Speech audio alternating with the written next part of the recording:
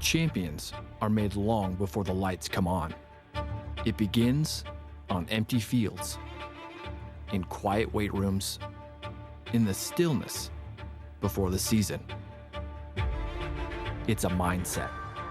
Relentless, disciplined, unshakable. It's built on reps, on bruises, on belief. Every yard earned, every snap measured. And now, it all leads here. The final down, the final whistle. One season, one shot, one goal. Welcome to the NSAA Football Championships on Nebraska Public Media.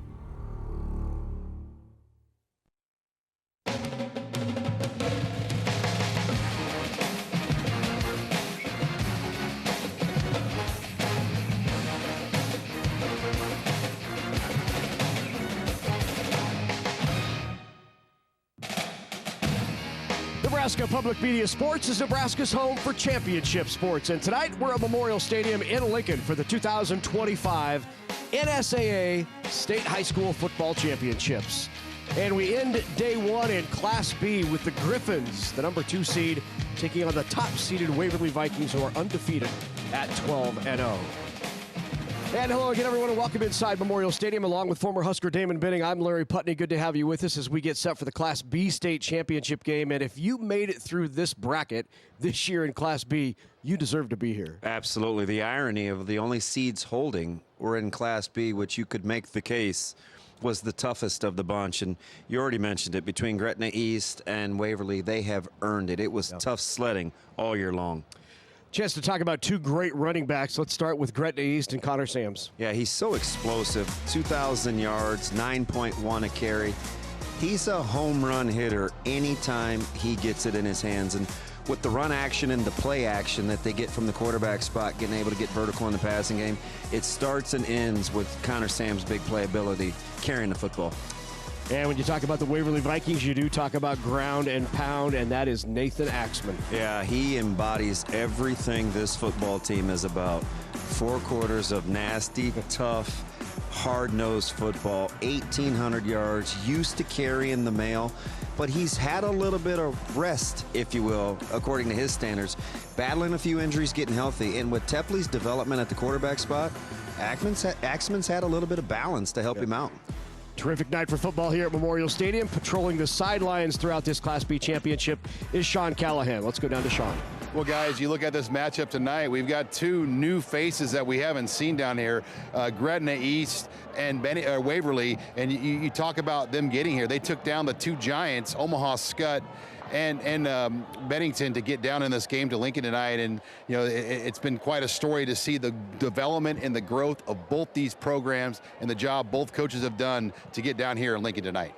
Appreciate it, Sean. Thanks very much. Let's take a look at the schedule throughout today. We started, of course, this morning in Class D1, where Sandy Creek went back-to-back, winning its state championship. Running clock almost the entire second half in that one.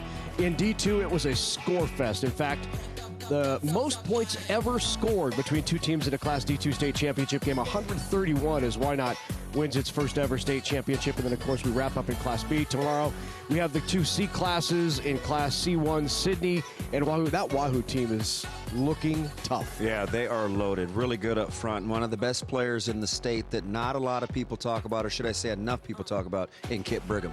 Yep, and then Bishop Newman, also from Wahoo, will take on GICC in C2 tomorrow afternoon, and we close it out with a look at, a lot of people are going to just tune in to see this Miller South team. Yeah, they're explosive, and a lot of elite arm talent with guys like Jet Tamala and a host of guys to throw it to. So that is the schedule over the 2 days here on Nebraska Public Media.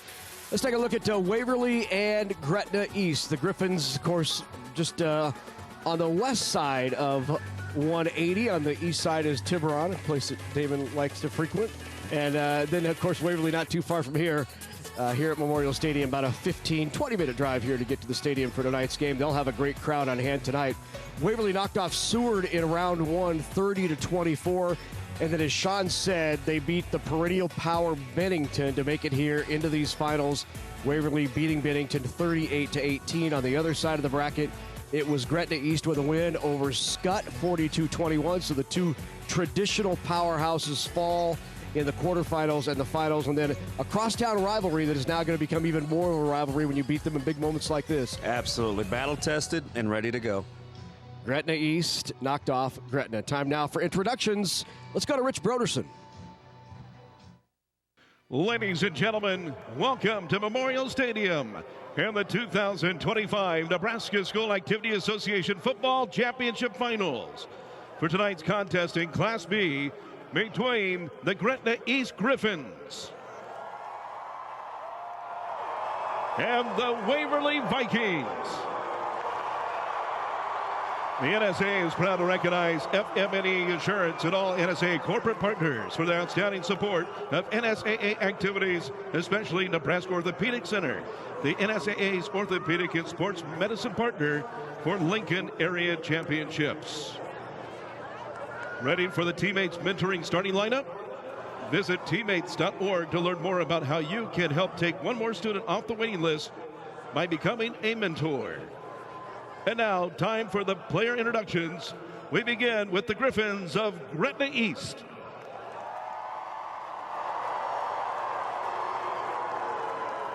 Number 0, Carver Fritchen. Number 1, MJ Marriott. Number 2, Caleb Tesmer. Number 4, Seth Krinkle. Number 5, Lucas Haverty. Number 7, Carson Herman. Number 8, Caden Annis. Number 9, Camden Korth. Number 12, Drew Dowd. Number 13, Nolan Iverson. Number 15, Chase Grohl. Number 18, Jackson Godfrey. Number 21, Jace Larchick. Number 25, Abram Crosby. Number 26, Connor Sams. Number 33, Cade Thompson. Number 55, Caden Boyer. Number 59, Liam Norton. Number 62, Colton Nicholson. Number 66, Brogan Moyer. Number 76, Logan Wilson. Number 77, Jonathan Rodriguez. The head coach, Justin Haberman. And the rest of the players and coaches for Gretna East.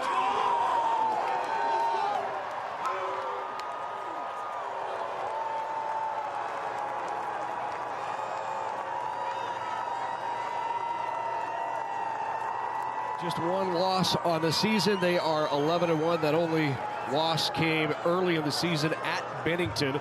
440 yards per game, 41 points per game, and defensively, they are just as stout, allowing 21.7 per game. That's a look at the Gretna East Griffins, and Sams leads the way.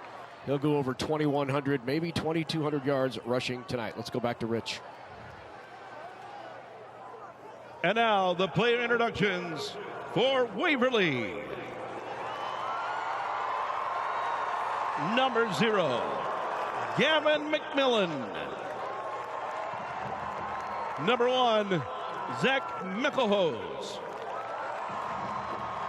Number 3, Cale Lade. Number 6, Crew Verkamp. Number 7, Carson Malcolm. Number 9, Bo Wilkin. Number 10, Nathan Scholl. Number 11, Broxton Templey. Number 12, Brady Schieffer.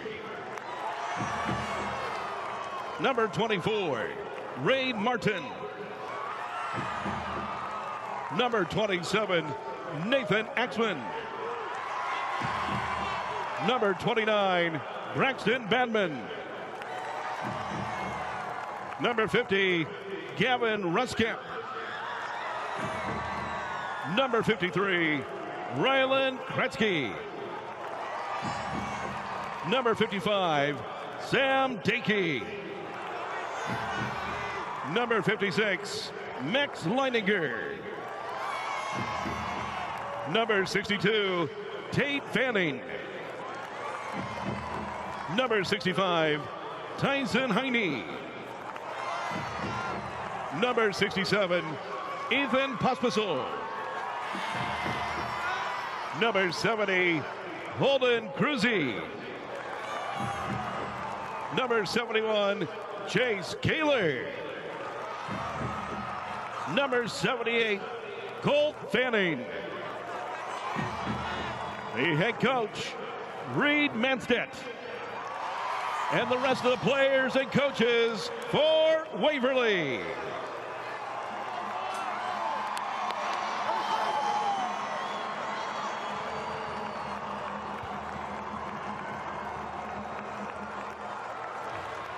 Vikings coming in at 12-0. They are unbeaten, but it has not been all easy sledding for the Vikes. They've won 4 games by 1 score. Almost 400 yards per game, almost 40 points per game. Defense a little more stout, averaging 15.4. And Axman Tepley at the quarterback has given them some balance this year. 2,200 yards passing. Axman will tote the rock for Waverly. Back to Rich we go. Ladies and gentlemen, on behalf of the Nebraska School Activities Association and its member schools, welcome to the 2025 NSAA State Football Championship Finals. At this time, will you please rise and remove your hats to honor America?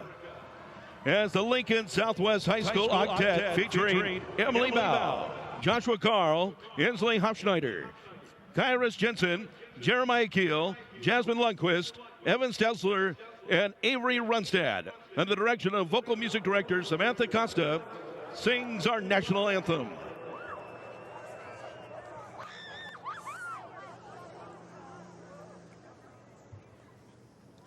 Oh, say, can you see by the dawn's early light what so proudly we hailed at the twilight's last gleaming, whose broad stripes and bright stars through the perilous fight o'er the ramparts we watched were so gallantly streaming, and the rocket's red glare, the bombs bursting in air, gave proof through the night that our flag was still there.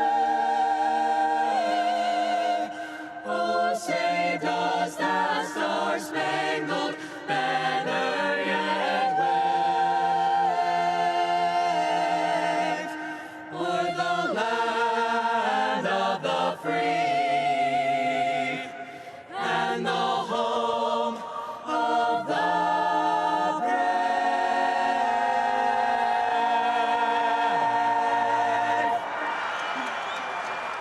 The Lincoln Southwest High School Octet, ladies and gentlemen. Ready for football in Class B. It is undefeated Waverly.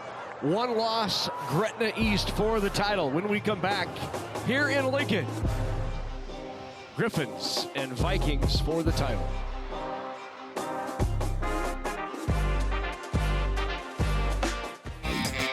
Mow, dig, haul, trench. The Kubota BX Series subcompact tractor is ready to help. A hydrostatic transmission assists its operation. Attachments are available for a variety of jobs. the Kubota BX Series. Demos are available through your local Kubota dealers. To learn more, KubotaNEsports.com. Finding your story starts at a place where you can explore possibilities, engage in opportunities, develop your potential, and experience adventure.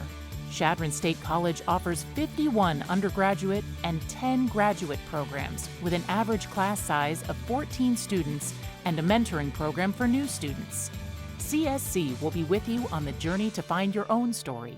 More information available at csc.edu. Sudden cardiac arrest is the #1 cause of death in students involved in activities. 7,000 adolescents lose their life annually due to sudden cardiac arrest. If defibrillation through an AED is administered within the first 3 minutes, survival rates increase to 74%. If an AED is used within the first minute, the survival rate rises to 90%. For every minute that passes without defibrillation, survival rates decrease by 7 to 10%. Are you and your school prepared?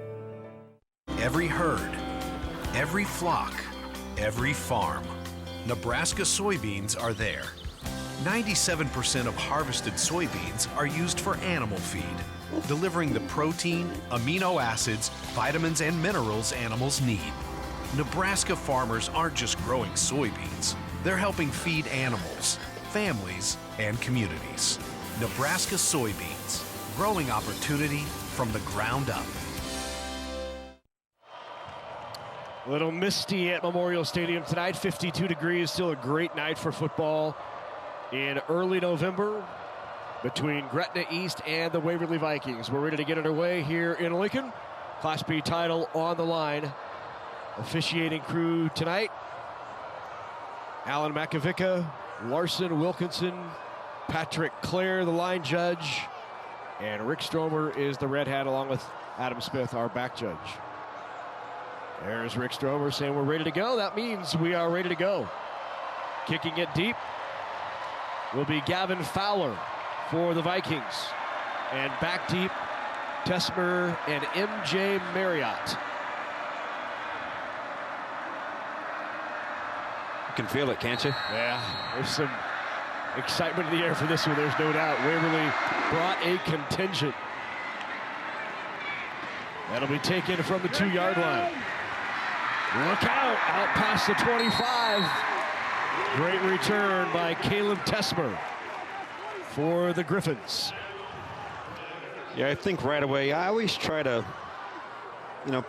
pick a guy kind of off the radar. Yeah. It's tough for Gretna East just because they're so balanced, but I think Seth Craigle is the guy on offense. Wide receiver. Yeah, Groh gets a ton of run just because he's the signal caller. Comes from good stock. Yep. And, of course, Sams. Groh in the shotgun, in motion across comes Craigle. They'll give to Sams. Sams going nowhere. Stuffed immediately right in the middle.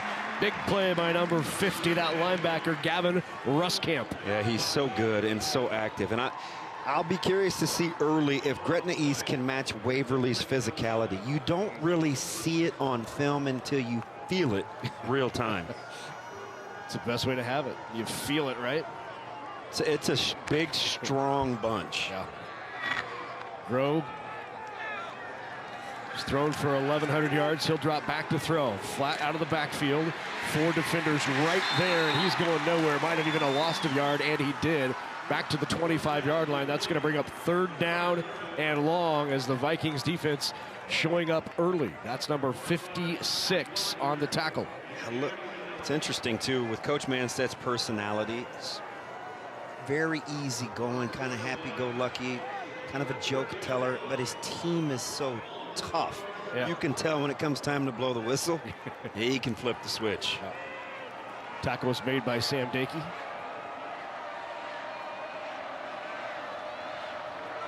Third down and a flag on the play.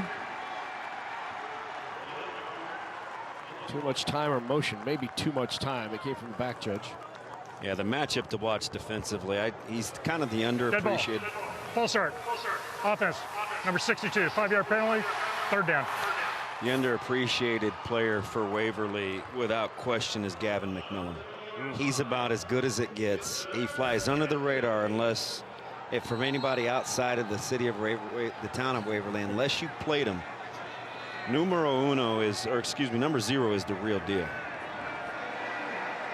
They'll back him up 5. That brings up 3rd down and 17. Back to throw is Groh.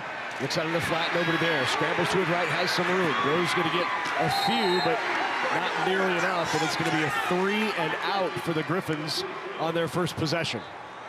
So Groh's an interesting story, right? He's a Janovich, yep. and she's probably tougher than Andy, but we'll see. But when your great uncle is Murtaugh, who wins the family feud? Wow. I don't know. I'm taking a check box in the Murtaugh box right there. I don't know. He's so slight now. I don't know. Well, he might have to tag off to Ryan. All right. So on 4th down and 14, punting it away will be Iverson. Nolan Iverson gets it away, back deep. It'll bounce, and that might have hit a Waverly player. It might have hit a Waverly player. Officials are getting together, no signal yet. And it did not. They're going to say Waverly's ball. Whew. That was close. Not sure if they're saying he was blocked into it or if it hit him or didn't hit him.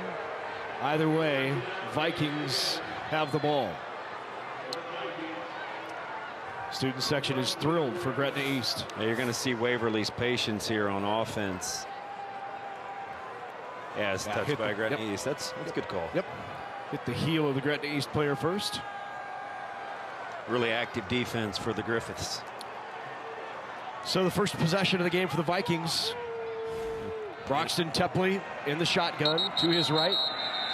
Playing that odd front.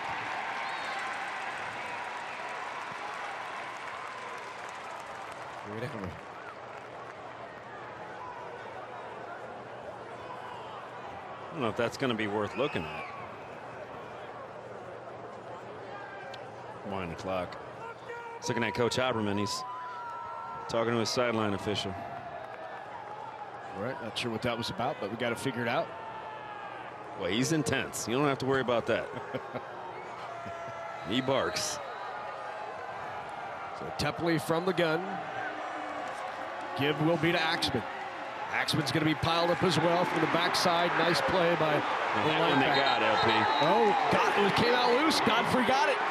Godfrey forced the fumble and recovered by Cade Thompson.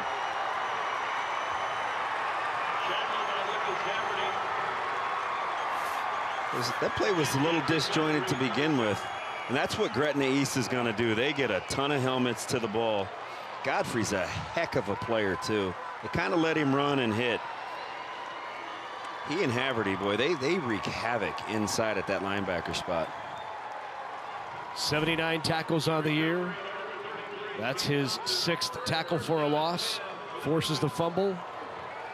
Recovered by Cade Thompson. Great field possession here for the Griffins. They'll give it to Connor Sams. Maybe a couple for Sams down to the 30-yard line. Well, it is just big on big down there. Leineger's such a good player, underappreciated for this Vikings bunch. 56 he's all man down there. It's been a good battle. Gretna East strong and physical up front. And Sams doesn't go for 2,000 behind some lightweights. Back to pass comes Groh. Groh has a man open down to the 7, pulled it in, digging to the end zone, touchdown. There's your guy, Kregel. Yeah. You can see it on film. He's got deceptive speed. He climbs on these DB's toes, and then all of a sudden, he's just by you. 30-yard touchdown pass from Groh to Kregel. You trail an over route, you're in trouble because Kregel can run. How about the effort? Wow. A sudden change leads to a sudden score. What a start for the Pups. Camden Korth at 6'5 and a half. And kicks the extra point.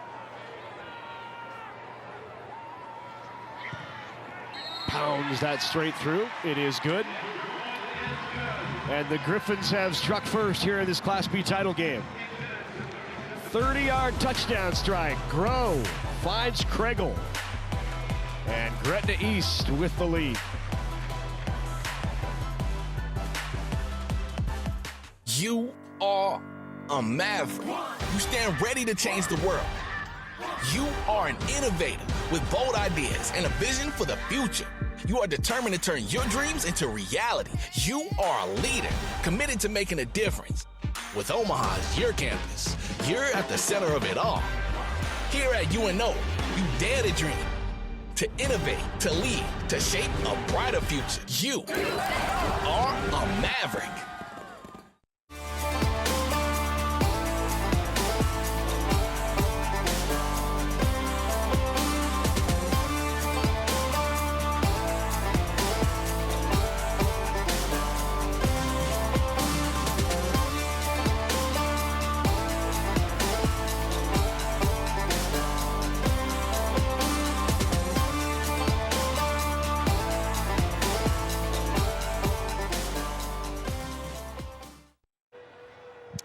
These guys will be back on the field this coming Friday. There's EJ on the left. You think seeing that black and gold out there is giving them any... Yeah, they're probably automatically cheering for Waverly, seeing that black and gold, depending on what's going to happen here. Over there with Buddha Wright and Malcolm Hartzog. Yeah. Wow, Caleb Benning for the win, dropping off a little meat. What? Protein Look for at the you. old man. Wow. They got their hands full this Friday. They'll be ready. Yep. Well, the black and gold has taken the early lead here in this Class B state championship. Griffins off of the turnover. 30-yard touchdown strike. It was a one-play drive for Waverly and the turnover. So Korth to kick it away. McElhose, Axman are deep. And that's going to go into the end zone over the head of Crew Verkamp. Yeah, the timing wasn't right from the jump. You reset the clock. The offense was a little not quite in sync. You got to shake that one off. Tepley's pretty experienced. Obviously, Axman, he's been here before. He'll understand. Tepley flies under the radar a little bit. Good player. Really balanced their offense up. They had a barn burner about 5 weeks ago against Norris. It was incredible.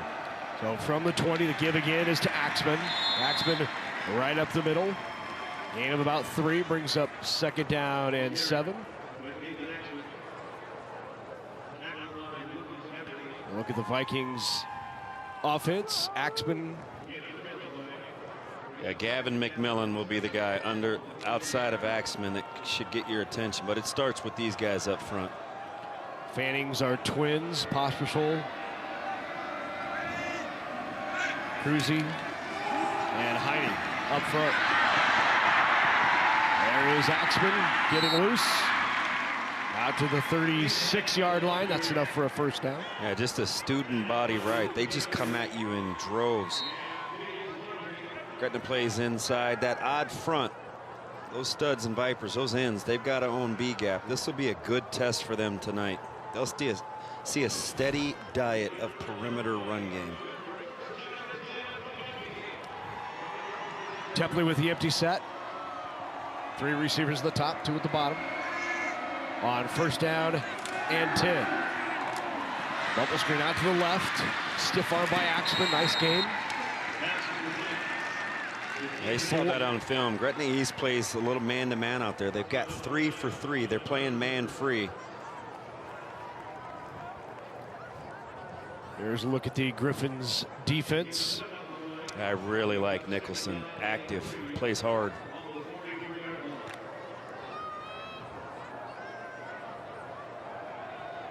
Asher Robinson, a guy I used to coach in youth football. Good player, well-rounded. 4 plays for the Vikings, and on each play, Axman has had the ball in his hand. He won't this time as they go up top. Have a man down there. nearly a one-handed grab. Great effort there, but could not pull it in. Believe the intended receiver was laid. Nope, check that. That was McMillan. I'm telling you, Larry, before it's over, you're going to see he just oozes with talent. He's going to be a good one. Just a junior. Good size, 6'2", 185. He's the real deal. 25 receptions, 474 yards on the season. Fake the give to Axman. Under pressure, Tepley gets away. Tepley has enough for the first down. Far sideline, Tepley knocked out of bounds, but a great gain on 3rd and short for Broxton Tepley. Yeah, I've seen that a time or two on film. There's about 4 or 5 plays he makes a game just from his savvy, whether it's a little dump off, a scramble. He's a heady player. Been a nice addition to this program. Lucas Haverty there at the end just to make sure Tepley knows he's still around. Yeah, Haverty's a problem. He gets to where he's going. He's a violent individual. Yep. Give to Axman, steps through. Good gain on first down, got about half of it. We'll call it 2nd down and 5 for the Vikings. Putting together a little bit of a drive. You know, Gretna East has been so explosive as the season's gone on with big plays, and I wouldn't call them flash and dash because they're a tough team too. But Waverly is that team that, you know, they like that deep water 4th quarter muck it up. Yeah.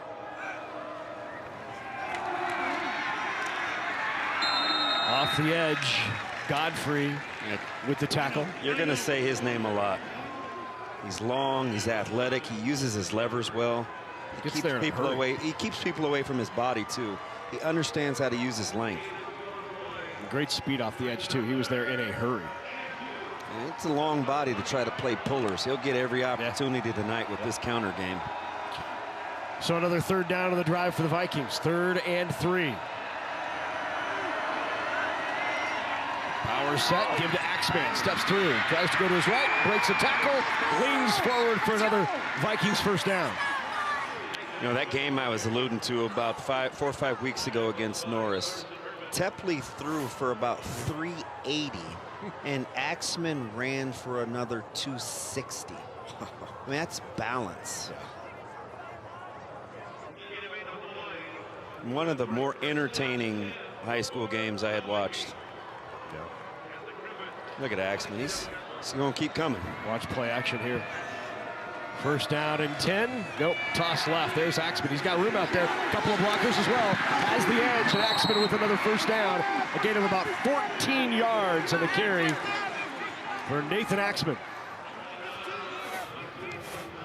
Yeah, this is what it's going to come down to, I think, for Gretna East on defense. They're lighter, quicker, a little faster. But can they hang in? Because Waverly plays the same all the time. So it's a mindset, not just, it's a lifestyle, not just words. You got to hang in there. From the 15-yard line. Axman again. Not much that time. Well, you want to see how to play pullers. That's how you do it. Little student body left with counter, and Gretna East having none of it. Liam Norton on the inside with the tackle. Yeah, a little undersized, but his leverage is incredible. He's a hard guy to root out.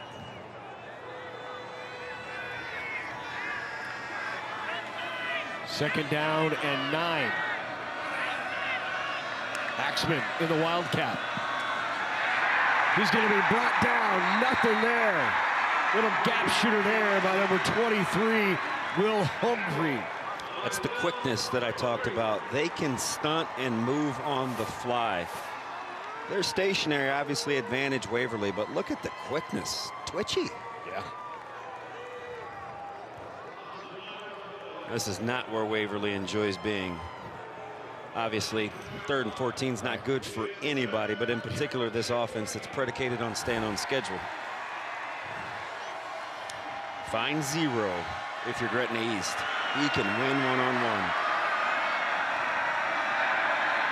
Goes that way into the end zone. Caught! Touchdown! Called by Benning. McMillan with the grab. I'm telling you. Wow. Film study helps. That's why I enjoy this job. He is so good. And I don't get like this too often. This isn't hyperbole. He's a power 4 player at some point. Wow. He's incredible. Wow. What a grab. Great pass by Tepley. And on 3rd down and 13, they strike for 6. I just don't think, and I like the way Gretna East plays in their secondary. They're active because they play an odd front. I don't think they can defend him one-on-one. You're going to have to +1 him and get them some help. He'll just win. Wow. Great throw. Great grab by McMillan for the touchdown. Extra point good by Fowler, and we're knotted up at 7. And he's not going against any slouch. Dowd can play. 12 play, 80 yards, 5 minutes of clock chewed up here in this first quarter, and we are knotted at 7. Waverly and Gretna East. What a grab. Yeah. Telling you, one of the better kept secrets on the recruiting trail.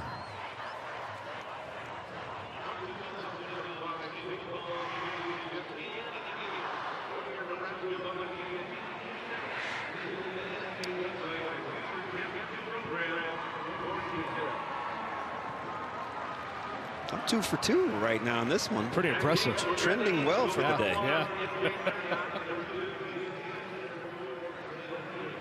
You called your underrated player. He scored the touchdown. You said look out on that specific play for McMillan. Yeah, Kragel's tough. There's a couple tough matchups out here tonight. Fowler with the kick, taking it about the 12-yard line. Here is near side. Here comes Marriott. Look out! MJ Marriott near side. That's Kregel. Number 4 all the way down inside the 40. Kregel bounces out. Great return. I kind of like studying film. I get pretty good at this. Give me enough time. I'm telling you, he can flat out run. He lulls you to sleep because it doesn't look like, you know, the film lies. He can run. Watch it. Look at him stretch it out here. 54-yard return by Kregel. Goes into contact well. Watched him at 7-on-7 this summer. He is very fleet of foot.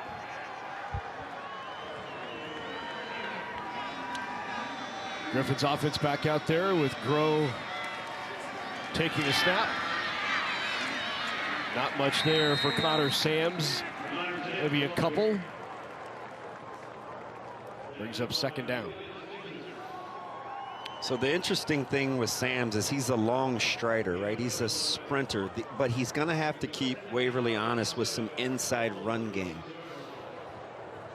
He gives me, you're going to laugh at the comparison. He gives, and it's not the 26, he gives me Robert Smith vibes.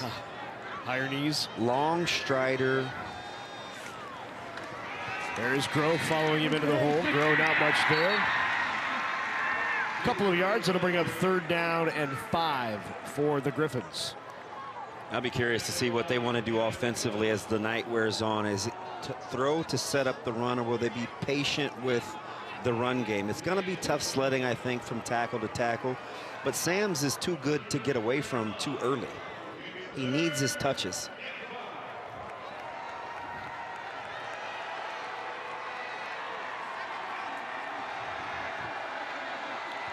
Third down and 5.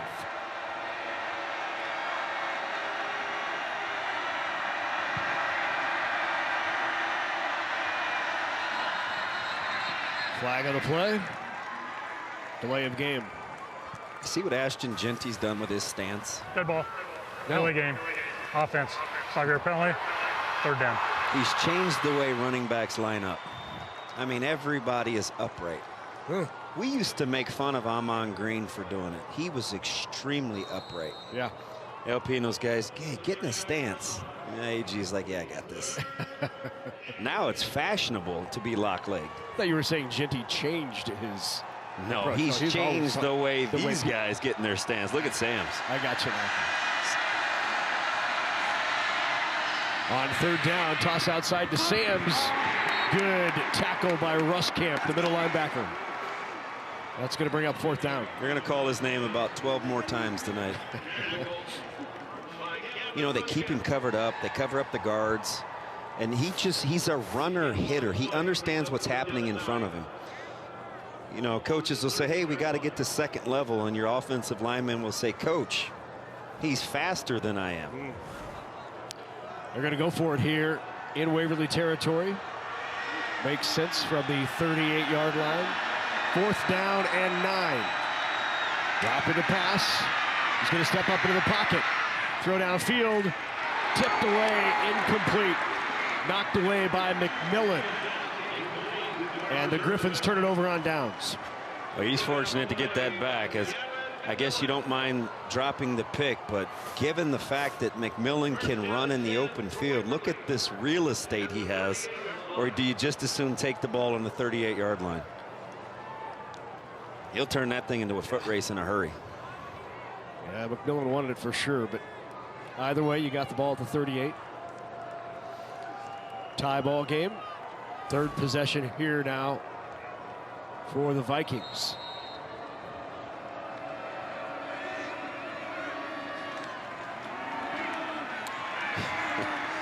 It's just like film. Again. Just like film. That's exactly what Godfrey does. Wow. He's so instinctive.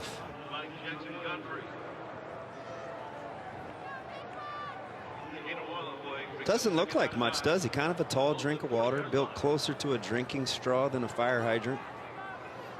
But he is legit. Yeah.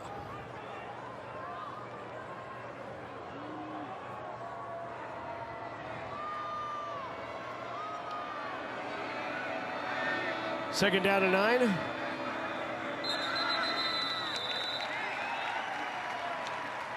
False start going to be called on the Vikings. Dead ball, full start. Offense number 62. 5-yard penalty, second down. The first down hasn't been kind to either one of these offenses, but with 14 points on the board in the first quarter, they'll figure it out. Yep.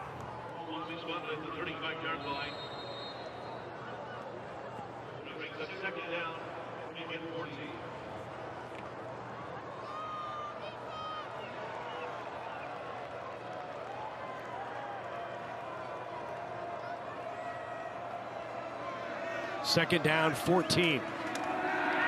Under pressure, little screen in the middle. Nice screen. Look out, here's X-Man. Breaks the tackle, spins off another. Still on his feet inside the 40. Look at X-Man! Wow, what a run! Inside the 30 down to the 27-yard line. So far, it's a little early, but film tells the tale. It is the speed and quickness, the swarm of Gretna East, and the power and physicality of Waverly. Boy, great run. He is such a load. I mean, he's going to have over 300 carries this season. It's not a gaudy average. It's about 5-6 per. It's just workmanlike, and it's what they want.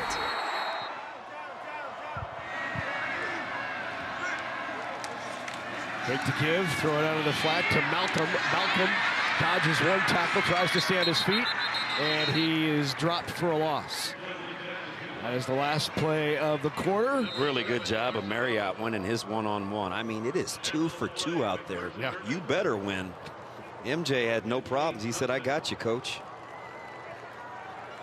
So that'll do it for the first quarter of play. All knotted in the Class B state championship. Waverly and Gretna East. Second quarter action coming your way from Memorial Stadium.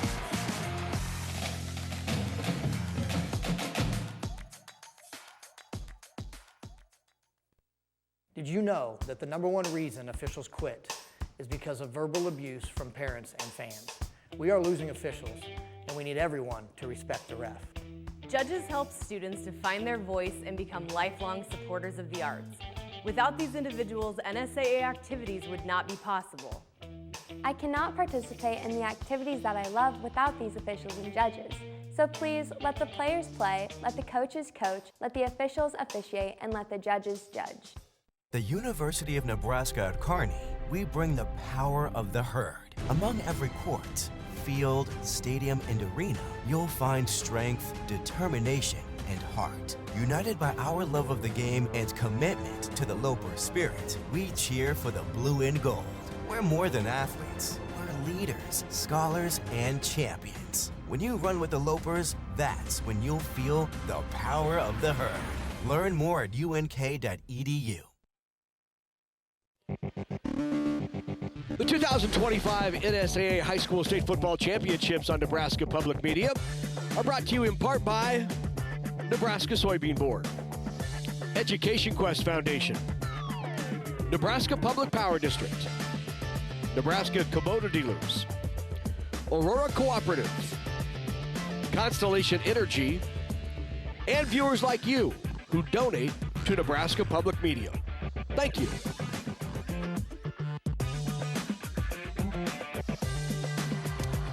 Back here in Lincoln at Memorial Stadium, our final state championship of this championship Monday. 3 more to come tomorrow from here in Lincoln.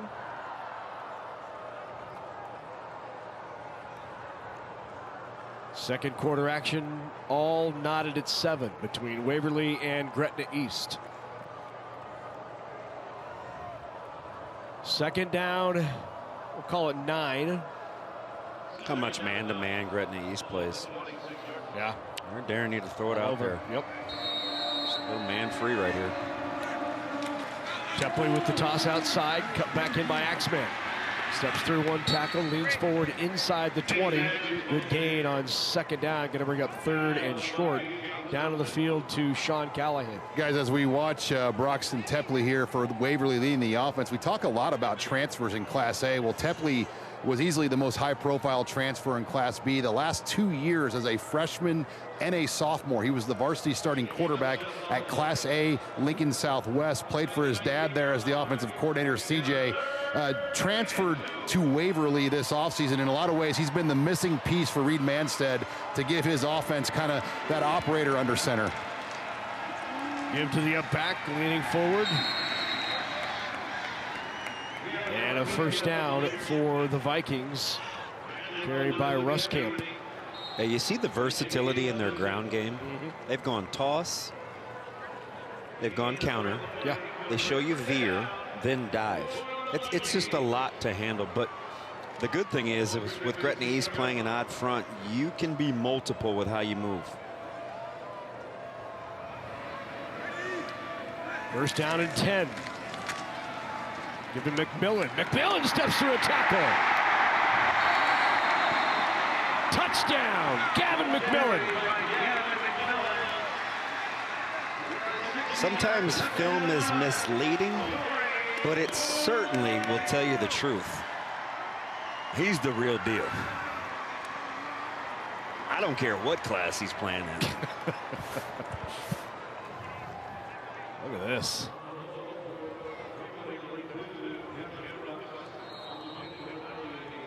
First lead of the game for the Vikings.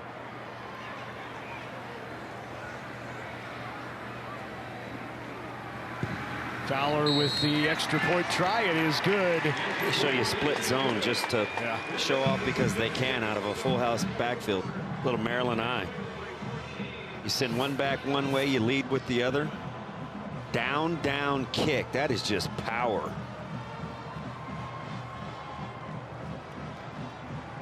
Yeah, he's done that to a lot of teams.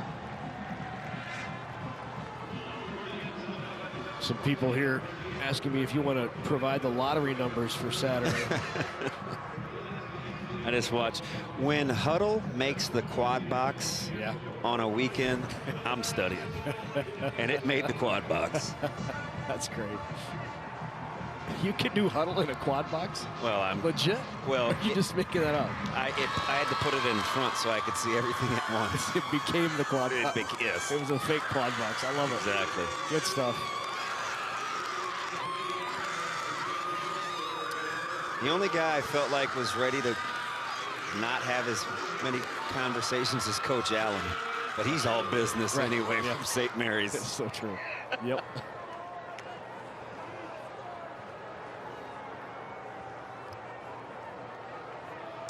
Gavin Fowler to kick it deep.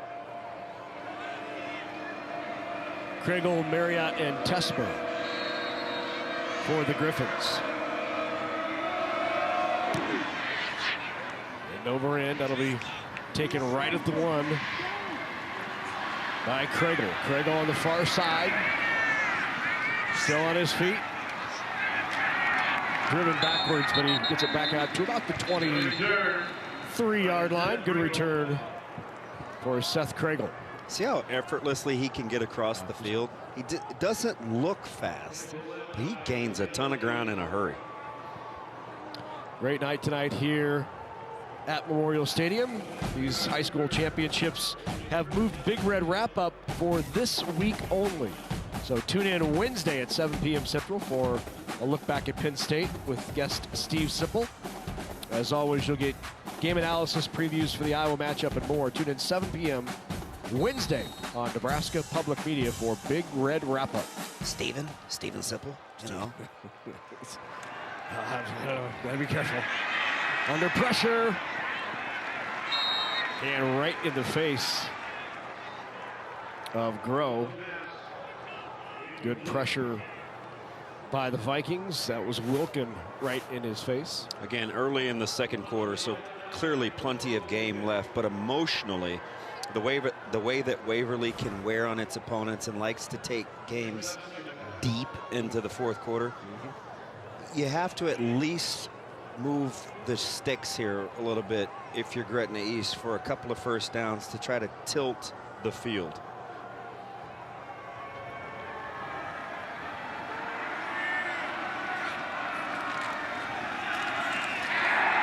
Nothing there. Hand off to Sams. No gain. Brings up third down.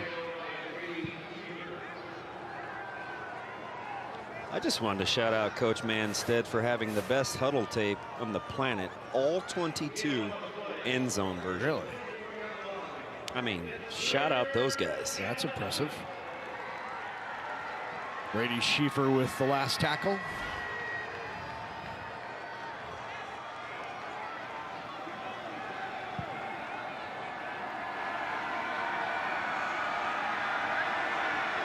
Third down. Design draw, that's not going anywhere. Schieffer once again. Back-to-back plays off the edge. Yeah, two of the better long, strong outside linebacker tight end types we'll see in Class B with Haverty and Schieffer. They play a lot of similar styles, the long levers, really instinctive. Schieffer a little more physical, but maybe not quite as long with the levers as Haverty is. Haverty's just a sophomore, though, so, you know, Lucas is probably like, calm down up there, DB, I'm coming. Oh, I know, buddy, you're pretty good. Iverson will punt it away for the Griffins.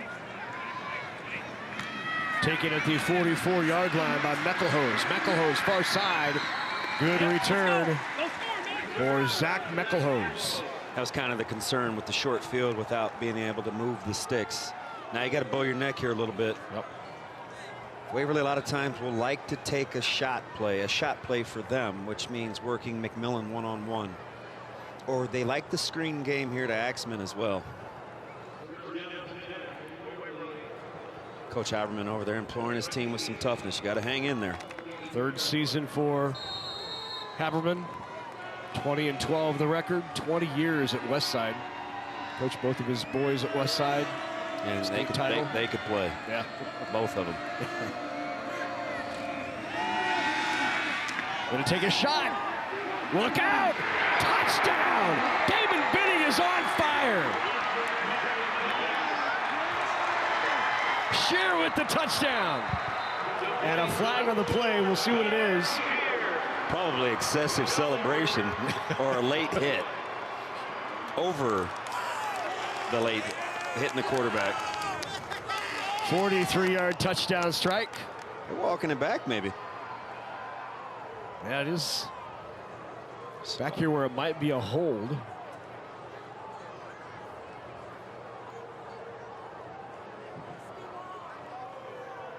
Maybe to calm them down. Still waiting here.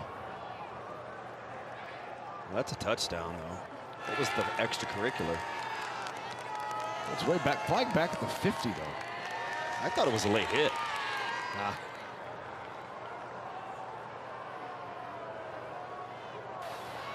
Result of the play is touchdown.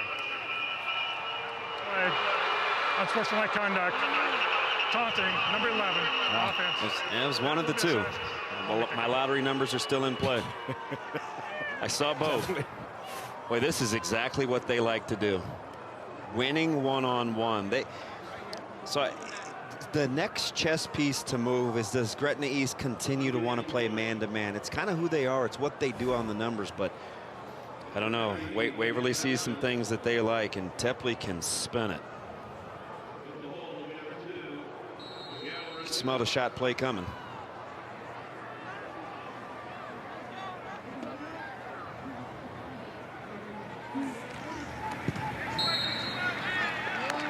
Extra point is good. And Waverly, with 21 unanswered, has taken the lead here in the second quarter, 21-7. Here's a look at it.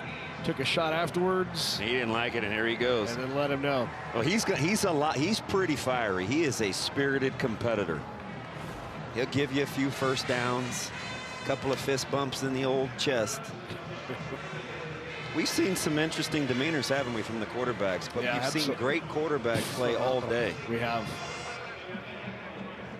Yeah, go back to this morning, 475 yards total offense, or throwing, and 9 touchdowns. From Celia, he's sealed the deal on starting the talk and the buzz about his greatness. That's the one thing he's sealed. He's just a sophomore.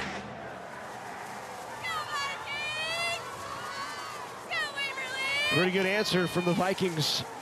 Gretna East opened it up with the touchdown off of the turnover by Waverly. And since then, it has been all Vikes. Yeah, right now, if I'm the Griffins, I got to find a way to get Craigle.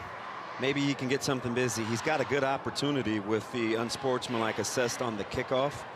So you better be dialed in here for your kick coverage team, because Craigle will get you. And Waverly typically hasn't been the type of team to concede field position either.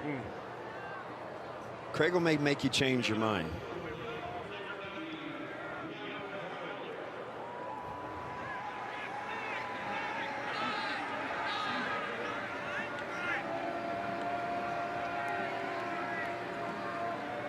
Oh, Gretna still 0 for 3 on Gretna East, excuse me, still 0 for 3 on third down conversions.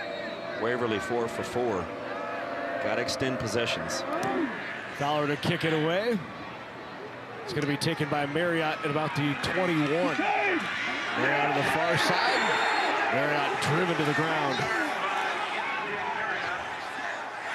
It's a physical bunch. Big hit by the Vikings.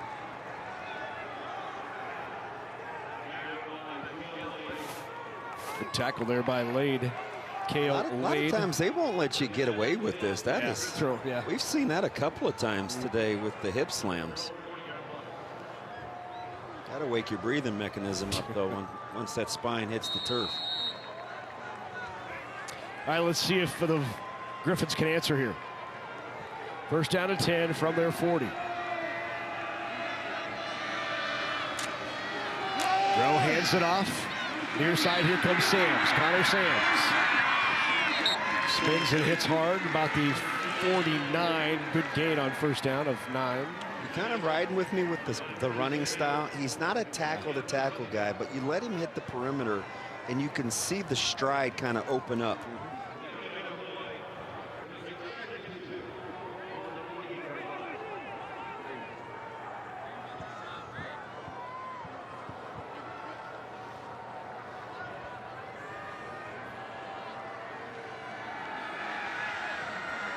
Second down and short. Nothing there. Big number 50, Gavin Ruskamp once again. He understands what's happening in front of him. Like, you can see he's a hit it, split it guy. He sees the front 3 occupy. He's a cloudy clear guy. Watch this thing open up. Oh, that's clear. I'm hitting it. Yeah. Really good understanding of the context of their defense. How he can play. Yeah. He's the second guy today that's probably better on live than he was on film, and he's pretty good on film. 3rd down and 2. They give to Sams, nothing there again. Kratzke was there for the first hit. Ryland Kratzke, number 53.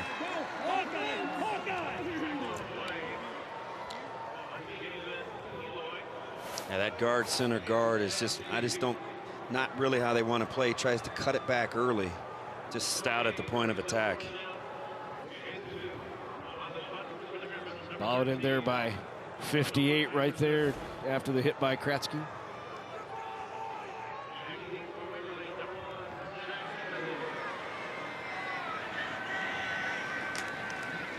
And a fake out of the flat. It's going to be picked off. From a seat. Is that the second catch we've seen made from the derriere? That's right. Schiefer with the interception. We spoke German earlier. Derriere, that would be, is that? It's French. S'il vous plaît, parce? Je me l'appelle. I don't know. I'm just talking. Don't mind me. Good pick. Un, deux, trois, quatre, cinq, six. Ooh, all right. Uh-oh. Look out. Boy, he is slippery from the middle. Good power. So one thing he's really good at making moves while gaining ground. That's one thing I always look for. Watch his footwork. It's nifty, but he's getting vertical at the same time. See that? Yeah. I mean, listen, coaches will be mad that you say, you got to tackle. But you have a good back with a two-way go. Those guys aren't trying to get tackled either. No, that's right. That's right. From the Griffiths 40. Tepley hands it off again to Axman. Axman leans forward and shoved forward for a gain of 5 yards. Tackle by, I think that was Hogreave. Yeah. I was waiting to call his name. He's really active. Good hitter, good tackler. He seems to be kind of one of their energy guys.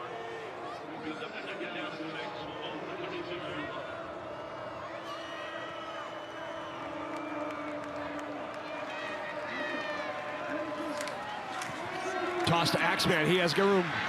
Cuts it back inside. Still on his feet. Gain of 10 on the carry by Axman. And Waverly beginning to flex some muscle here. Literally. That's the difference right now. Yeah. It is a body on a body. Look at the pull. Little short set pen. They just run good old fashioned toss. You don't expect a big guy with that good of feet. A little bit of a dancing bear, just nifty. And he's physical too, so don't let that fool you. Timeout taken by the Griffins. Coach Haberman. Yeah, he's good at this. He can talk them down a little bit and get their emotions in check. He's constantly positive. Well, this is the Class B State Championship of 2025. Time to look back at 2024. It was a rematch built on drama, and Omaha Skutt delivered again. The Skyhawks jumped out to a 21-6 halftime lead, but just like before, Bennington came storming back, taking a 26-21 lead early in the fourth. However, Skutt wasn't done yet. Quarterback Dylan Van Dyke kept the play alive, hitting Joe Koliga for the go-ahead touchdown. Van Dyke then took the 2-point conversion in himself. The Badgers had one last drive, but the Skyhawk defense held strong at the 21-yard line with 30 seconds left. Skutt takes it 29-26, and with it, the Class B state title.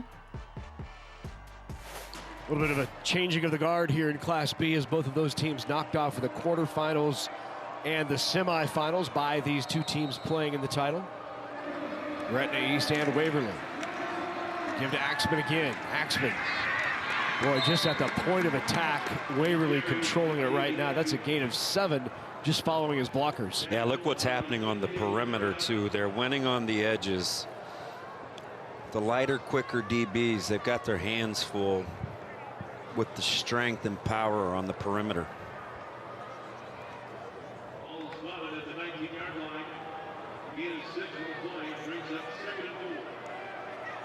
Been a great season for Waverly. Undefeated, obviously. 2 wins against both Seward and Bennington. Here he is again. Touchdown, Axman. And Waverly opening it up here in the second. Well, they've got to be careful. I've seen Axman approach 300 a few different times. He's not going anywhere.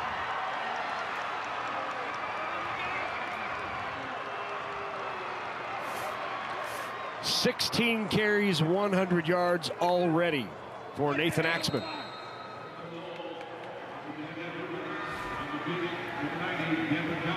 He is now over 1,800 yards rushing on the season. 27 touchdowns, extra point is good, and 28 unanswered points for the Vikes. Look at the execution. Axman running with his eyes up, doesn't even need to utilize the puller. Tackling has been an issue so far for Gretna East. They've had some free runner hitters, just haven't gotten them to the ground. Gretna East's only loss this year came in the second game of the season to Bennington. They lost convincing fashion by almost 20, but they've run the tables since then, including the win over Scott and Gretna in the playoffs. There is Axman. Looks like a grown-up, doesn't he? Yeah. Yeah. It is No Shave November. I won't mind. Get a little of those cookie crumbles off as hard as you run, young fella. So good-natured. He's a menace.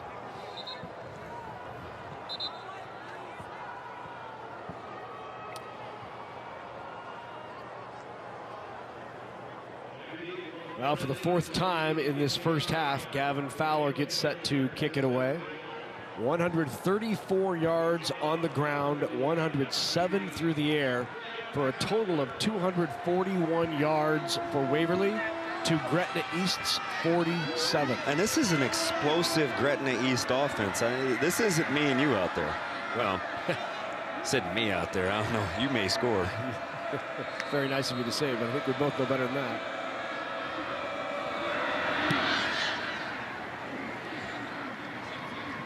Goes into the end zone as Kregel watches it sail over. Well, let's take a look at this Vikings offense. So you see toss here, right? Yep. Getting out on the edge. Another toss. Using your wide receivers as your lead blockers. Yep. Then the screen game. Why not? Ball here. Offensive lineman downfield, just getting in bodies.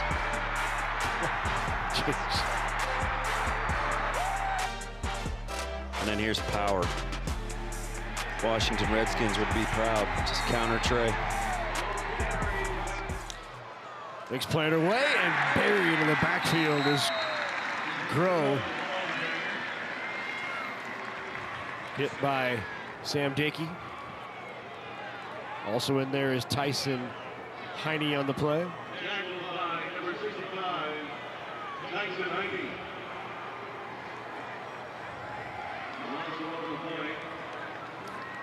Loss of 1.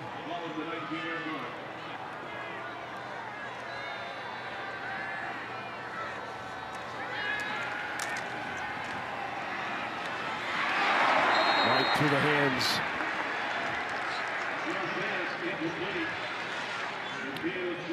Gretna East desperately needing something to go right here. That's a great route by Tesmer, too. Snapped him off on the out route. He's a good competitor, though. They'll come back to it. He can win out there. It's a heck of a route.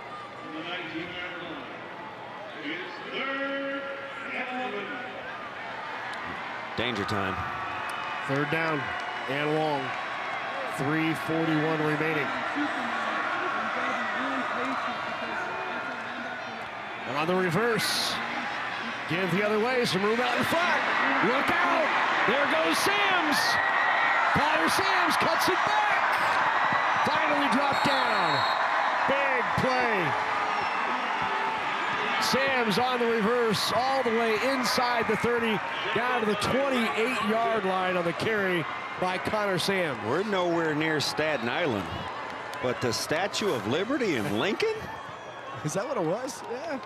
Oh. Yeah, how about that? All in the tool bag early. Now you see I'm telling you, this is all Robert Smith. He normally scores on plays like this. He has ripped off long run after long run this year. 57 yards and a play that the Griffins desperately needed. And their first third down conversion. Incomplete. Pressure right in the face. Wait, what a play call. Oh, you're fancy. That's how I feel about your get-ups most of the time.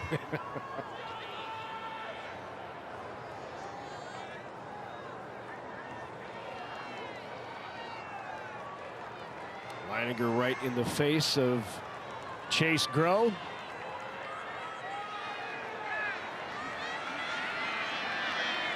Second down and 10. Had a man crossing, goes into the end zone looking for Herman, incomplete.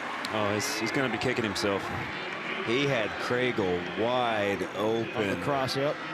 Yep. A little bit of an easier throw, just missed him. Waverly's finding out Craigle can run. You only get a few of those. You got to make those count. Right. Now this is ominous third down again, and it's third long, but you're in 4 down territory. You got 2 to make 10 here. I think they'll call the game this way too. Second timeout taken by the Griffins. 28 unanswered for the Vikings. They lead it 28-7 here in the second. Well, it's always great to bring you these state high school championships, also the college and high school sports throughout the year, but you know, it takes a lot of work, so you can tune in and see what it takes to produce live sports broadcasts on a show called Behind the Scenes of Nebraska Public Media Sports. That's Sunday, November 30th at 7 Central. These guys get here hours before the broadcast and run cables, put up the microphones, carry around our parabolics, create the graphics. Just like the teams we're covering, a lot of preparation goes into this. Behind the Scenes of Nebraska Public Media Sports, 7 Central on Sunday, November 30th, right here on Nebraska Public Media. Like most teams that I played for, I don't do much, I just show up.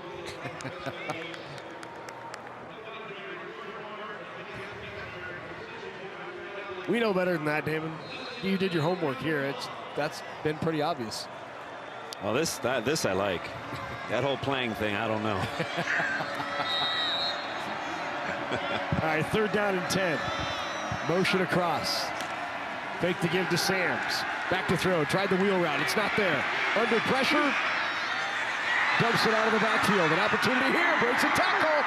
Down the near sideline. Still on his feet. Touchdown! Griffiths. What a big play. Annis refused to go down. I tell you, what an effort. On the checkiest of checkdowns, you don't get the wheel, you miss the crosser, you hit the leak out. Oh, look at that. Stayed in. Terrific play by Caden Annis. Was Waverly thinking he was going to go out of bounds? Yeah. Well, that's a heck of an answer. Yeah, Camden Korth, extra point is through. Big answer for the Griffins to pull back to within 2 touchdowns on the run by Annis. Now watch the tail end of this.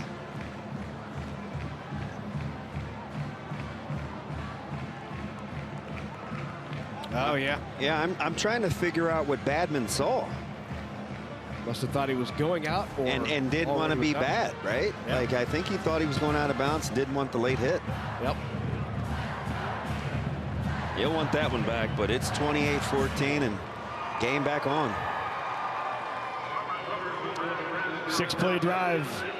That's that explosive offense I was talking about. They get them in chunks. The big 57-yard reverse to Connor Sams to spark the drive, and then closed out on the 28-yard touchdown reception by Annis. It's a program that has quickly established a culture and a winning tradition. In just 3 years, Gretna East.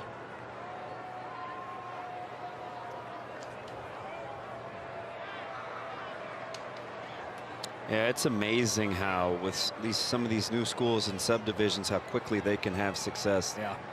We saw Millard West win a state championship their first handful of years. Elkhorn North has made their run. That's right. You can build on the fly. Yep. Well, there's an attraction to a brand new school. Absolutely. Right? So we've seen it with Elkhorn South. Yep. It happened early with their weren't a lot of lumps they took early. That's right. Camden Korth to kick it deep.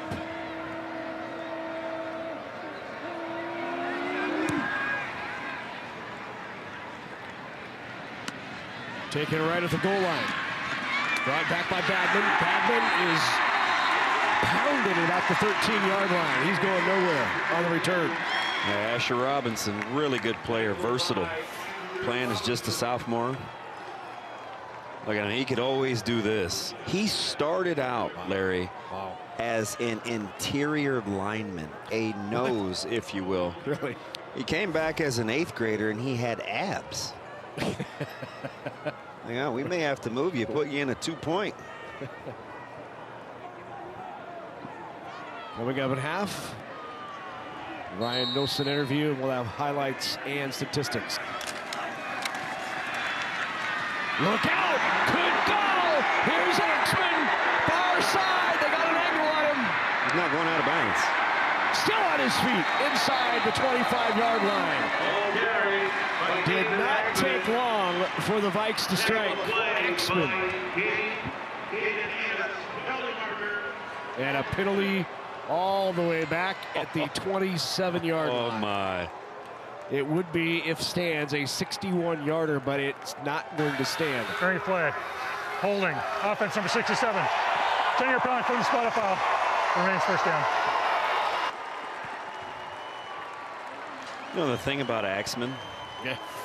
I love it because and he'll get there at some point. His 25th carry looks like his 5th. He's not giving you anything. How is that a hold? Yeah. Watch this again, David. He's driving, hands inside. That's not a hold. Wow. Sorry. I'll shut up. Gotta be kidding me. Whoa. Little different for you. No, I agree. Wow.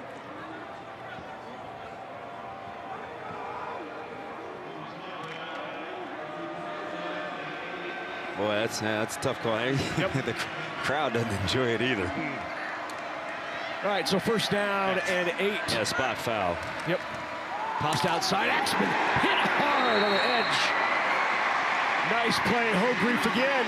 You're going to like him. Yeah.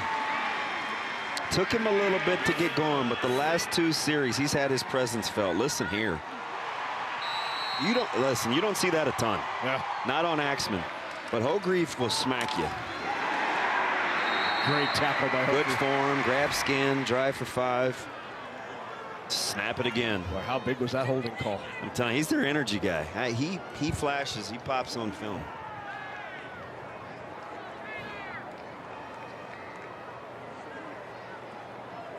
You know, the funny thing is Waverly's body language, they just don't change. Yeah.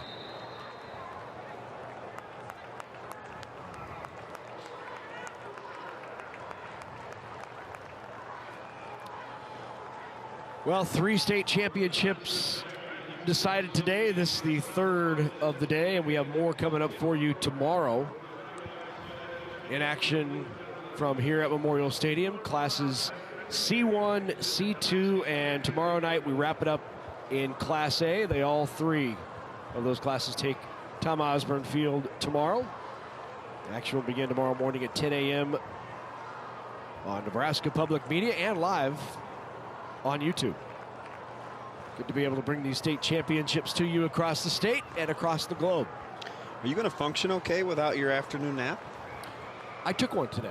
No, I did, yeah. Did you not see about the cot in the back? Oh, I didn't. Yeah. You did disappear. Yeah. I thought you were just stretching out the Geritol. Oh, no. Why not to? There. That's what happened so far. Sandy Creek 66-26. What a game for Cam Seeley. 475 total yards, 9 touchdowns. Why not? Wins its first ever over St. Mary's in the highest scoring D1 title game in NSAA history. And here we are. 28 unanswered for the Vikes right up until the Griffins answer with a big one. Axman kicks it outside. Goodness gracious. That was a pop, huh? Was that Hogreef again? I'm not sure who did the hitting on that one. Boy, he brings some drama. We can shake that one off. Those are those where you kind of fix your straps. These helmets are so new, it's a different kind of quote-unquote buckle. But you better make sure you're chinned up. 3rd down and 5 upcoming. And it's back to manageable. Yeah. It seems like they were going backwards, and 3rd and 5 is plenty doable for these guys. Waverly in no hurry, though, here as there's roughly 30 seconds remaining here. But 3 on the play clock. Yep. And a timeout. Oh, is that all of them? Wow, timeout. That is the last one. That's all 3 in the first quarter. Yep.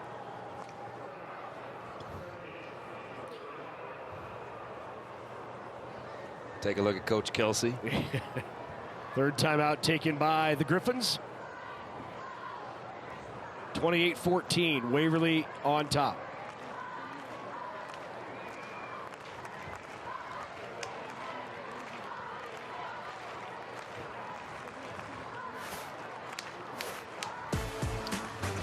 There's a look at the bracket. Win over Seward by 6. Beat Bennington by 20. And Gretna East knocked off Scott, doubling them up, and then beat Gretna 55-34. It's a tough road to hoe if you're Waverly. I think Seward was a lot of people's dark horse. Yeah. Overcame their quarterback situation. That's a dangerous early round game.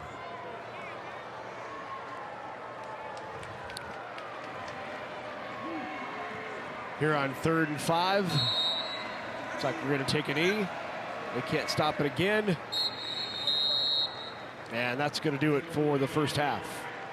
Gretna East got out to the quick start, had the turnover and the touchdown to lead at 7-zip.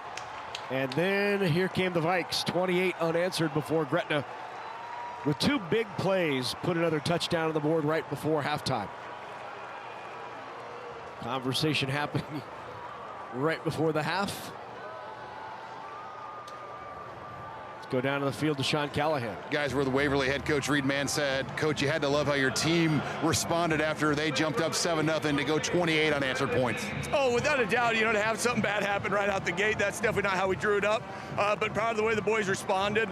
Really great job by our offense there, coming out, keeping the defense off the field, and good job by the defense getting 3 and outs there. They had the trick play on the reverse there, but outside of that, we've done a great job so far tonight. When Nate runs it like that, how hard is he to bring down? Oh, he's tough, man. He's one of the best backs in the state, regardless of class, and he's showing that right there. But the dude he's as tough as kid as I've ever coached. Coach, 28 points, over 300 yards first half. Best of luck as you guys go after that state championship here. Yeah, thank you very much. Thanks, Coach. Appreciate it, Sean. Thanks very much. Thanks to Coach for joining us. Vikes with the lead. They're up by 2 touchdowns. Griffins will get the ball, though, to start the 3rd.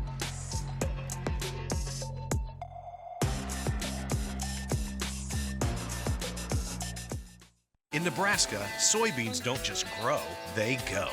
From field to fuel tank, clean fuels are creating thousands of new jobs for our state. Even Husker team buses roll on soy-powered biodiesel, cutting emissions, inspiring pride, and supporting local farmers. Nebraska soybeans also show up in tires, shoes, paints, and much more, providing sustainable, renewable solutions for everyday products. Nebraska soybeans, growing opportunity from the ground up. Hamilton has been providing IT solutions for businesses across the state of Nebraska for more than 3 decades. We know that Nebraska businesses are a driving force of support for the communities in which we live and work. We keep them connected and protected by delivering cybersecurity, hosted phones, and managed IT. We are grateful to be part of our Nebraska communities and to support their technology needs. More information at hamiltonisbusiness.com. Nebraska Public Power District was ready to power the state's ag industry growth in the 70s and the ethanol industry in the 2000s. Today, the need for energy is growing at a rapid pace. We are expanding our diverse energy generation mix and investing in our infrastructure. We are ready, not only to power today, but to power Nebraska's tomorrow. Nebraska Public Power District.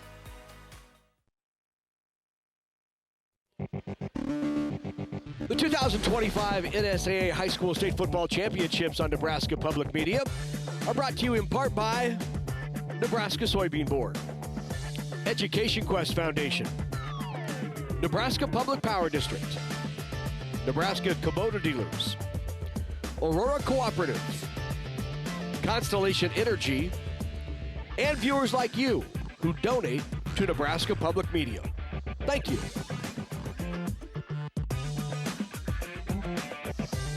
Back here at Memorial Stadium, 28-14. The Vikings scored 28 unanswered before the Griffins get one late. And we're at 14-point lead for the Vikings at the half of the Class B State Championship. Joined now by NSAA Director Ryan Higdon and also Ryan Nilsson. Great to have you both with us. We had a serious incident happen this year at state cross country. Why don't you tell us what happened? Yeah, so as we were entering into the Class D race, there was a gentleman that went down. He had a cardiac event. We just kind of came up on it just shortly after it happened. And what had occurred is a couple bystanders stepped in right away and started compressions and did the right things and really are credited with saving the man's life. Maybe tell me about the event and you know how the responders were there so quickly and ready to go. Yeah, well, I think the remarkable thing is that it's such a vast state cross country is over a big area.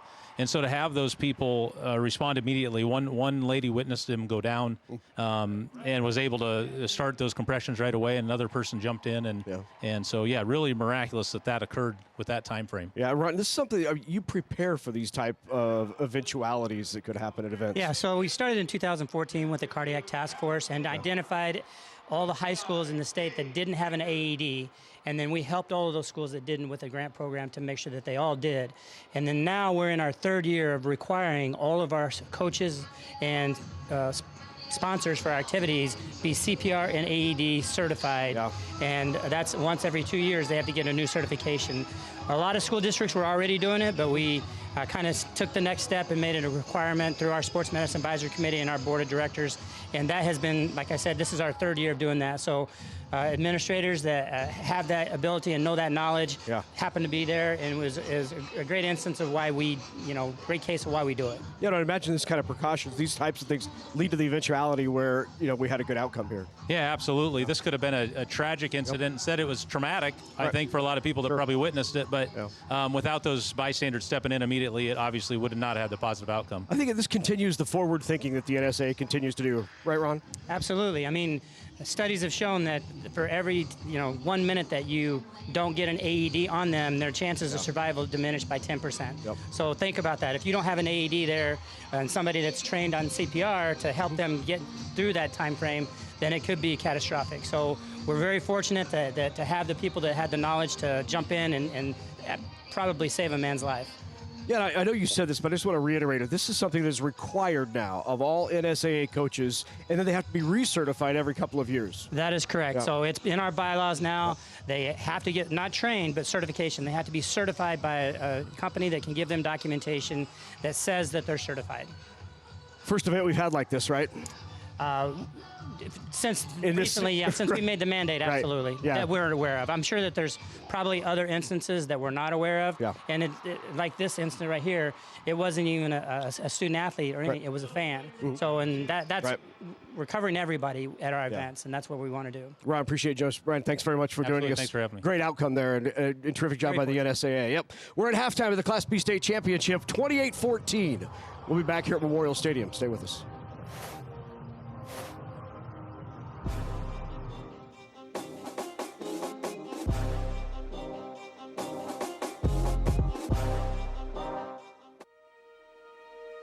5 Points Bank supports your local community.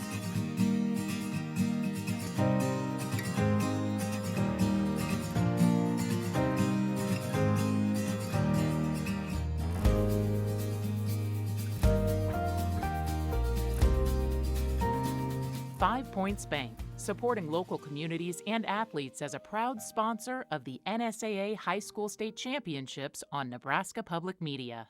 When a family member receives a cancer diagnosis, it impacts everyone around them. It's at these moments that support from familiar faces makes all the difference. Our physicians and care team are with you every step of the way, from initial diagnosis, treatment, and beyond, as you enjoy life after cancer. Providing comprehensive oncology services right here in Holdridge, Phelps Memorial Health Center offers oncology and infusion services 5 days a week to help meet the care needs of the community it serves. Learn more at phelpsmemorial.com. You are a maverick. You stand ready to change the world. You are an innovator with bold ideas and a vision for the future. You are determined to turn your dreams into reality. You are a leader, committed to making a difference. With Omaha's your campus, you're at the center of it all. Here at UNO, you dare to dream, to innovate, to lead, to shape a brighter future. You are a maverick.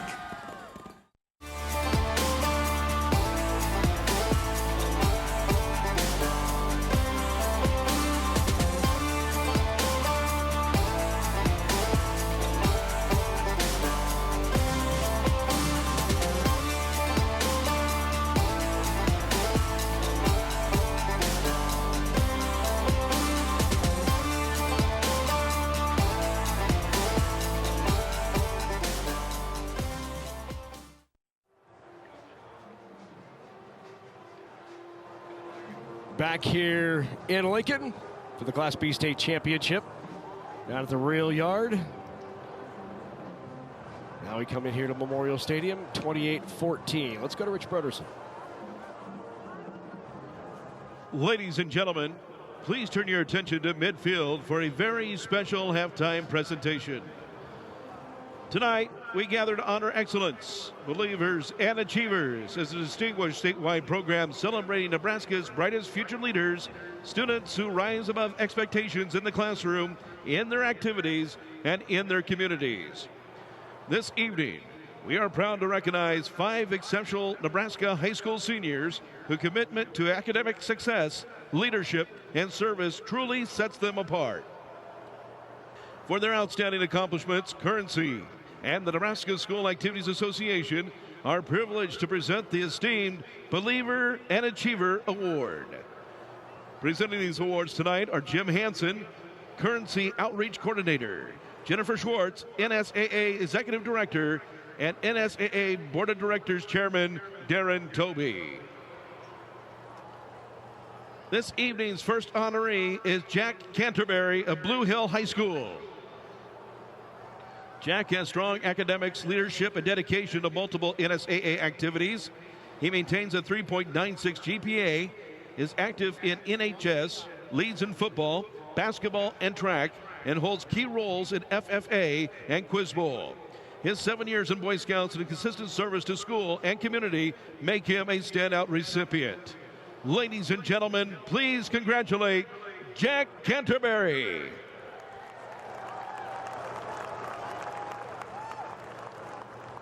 Next, we recognize Darian Jones of Omaha North High School.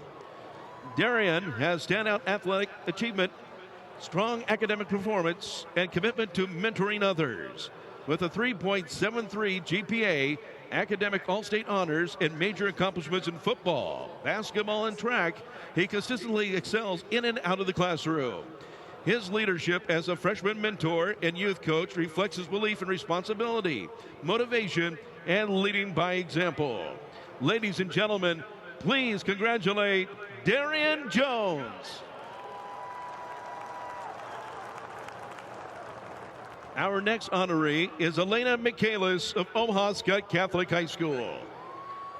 Elena maintains a 3.979 GPA, earns numerous academic and athletic honors, and plays key roles on highly successful softball, basketball, and track teams. Elena's leadership through HOSA, NHS, Student Council, and her extensive volunteer work demonstrates her commitment to serving and lifting up others.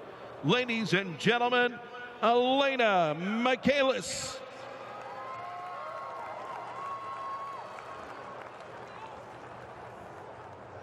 Next, we honor Preston Pike of Lincoln Northeast High School. With a 3.8 GPA, NHS membership, and participation in cross-country, bowling, track, and music, Preston consistently represents Lincoln Northeast with dedication. His leadership in marching band, student council, Hope Squad, and community service reflects his belief in quiet, empathetic leadership and helps others succeed. Ladies and gentlemen, let's congratulate Preston Pike.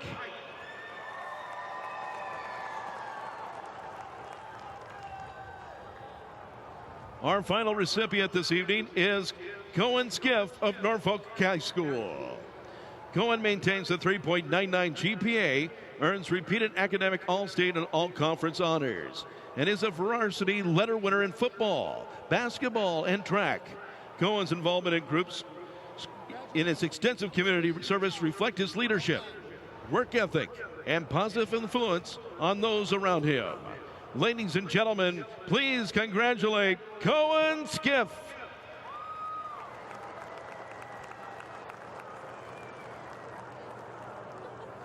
And now, let's give one more big round of applause for the 2025-2026 Currency Believers and Achievers. Jack Canterbury, Darian Jones, Elena Michaelis, Preston Pike, and Cohen Skiff, Nebraska Future Leaders.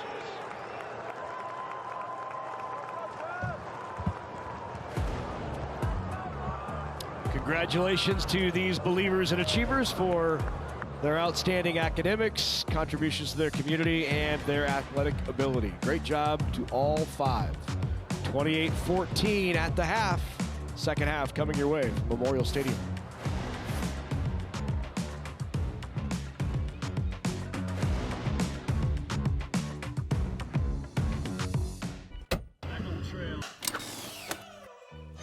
Why is it important to fill out your FAFSA? First off, it's how you apply for federal, state, and most college-based financial aid. It's easier to fill out than you think. Start college on the right track. You don't have to pay for college on your own. Education Quest is here to help. For more information, go to educationquest.org. Opportunities. They're found here, and here, and here. They inspire her, motivate him, prepare them. And when those opportunities start here, they can take you anywhere. Wayne State College, where opportunities today prepare you to lead tomorrow. Explore WayneStateCollege.com. Behind every switch you flip, innovation is at work, helping generate and deliver electricity the moment you need it. Like AI-driven systems within our generation facilities, drones for infrastructure inspection, smart meters for outage detection, and carbon capture and sequestration technology exploration. It's not just electricity we are delivering, it's innovation. Powering the state, powering your life. Nebraska Public Power District. The 2025 NSAA High School State Football Championships on Nebraska Public Media are brought to you in part by Nebraska Soybean Board, Education Quest Foundation, Nebraska Public Power District, Nebraska Kubota Dealers, Aurora Cooperative, Constellation Energy, and viewers like you who donate to Nebraska Public Media. Thank you. Back here at Memorial Stadium, the Vikings on top of the Griffins 28-14. It was a quick start for the Griffins, who recovered the early turnover, took it in and went on top 7-zip, but then all Vikings 28 straight before the Griffins tagged one on off the reverse, and then a big play down the sideline for the touchdown to pull to within 14. Sean Callahan down on the field with Coach. Guys, we're with Coach Justin Heberman at halftime. Coach, what do you tell your team? Obviously, it's been a back-and-forth fight. You guys got some late momentum there in the second quarter. You know, they're a great team, and we have to just, with the adversity that we face, we have to bounce back from it. You know, we have a great ball club. I'm going to go ahead and just build off some of the things that we did early in the first half, and then we got to fix the mistakes we made. They're a great ball club. You know, they have a great offensive line and a great running back, and now we have hopefully the plan here in the second half to get them stopped. What did you tell them on Axman and just your approach with him here in the second half? Well, we have the gang tackle. He's a tremendous runner. We've seen it all night, and now they know that. They've known it all week, but now we have to execute it. All right, Coach, best of luck here in the second half. Thank you very much. All right, guys, back up to you. Thanks very much, Sean. We appreciate it. Thanks, Justin Haberman, for joining us. The Gretna East Griffins got this break early. Backside fumble. That led to the Griffins touchdown. You called this one, DB. Yeah, he's a good player. Made him pay. Got off to the good start you wanted. How about this? Yeah. Almost like Waverly just was expecting him to step out there. Make you pay. Vikings, though, after that first touchdown, went on a 28-zip run. Yeah, a lot of different variation. That came on 3rd and 13, that touchdown pass. A little inside run out of Maryland I. McMillan again. That's the same guy on your monitor in case you're wondering if that's zero. That's right. Then they go up top.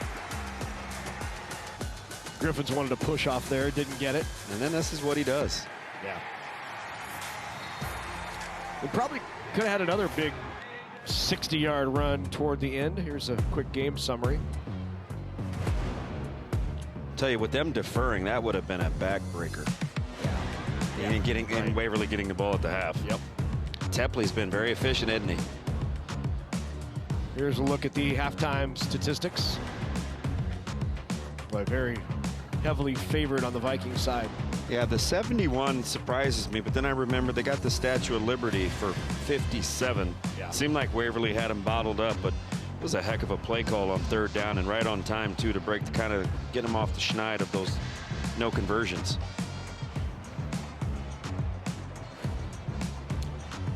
Both teams back out of the field warming up as we get set for second half action. About a minute away from play beginning from here in Lincoln.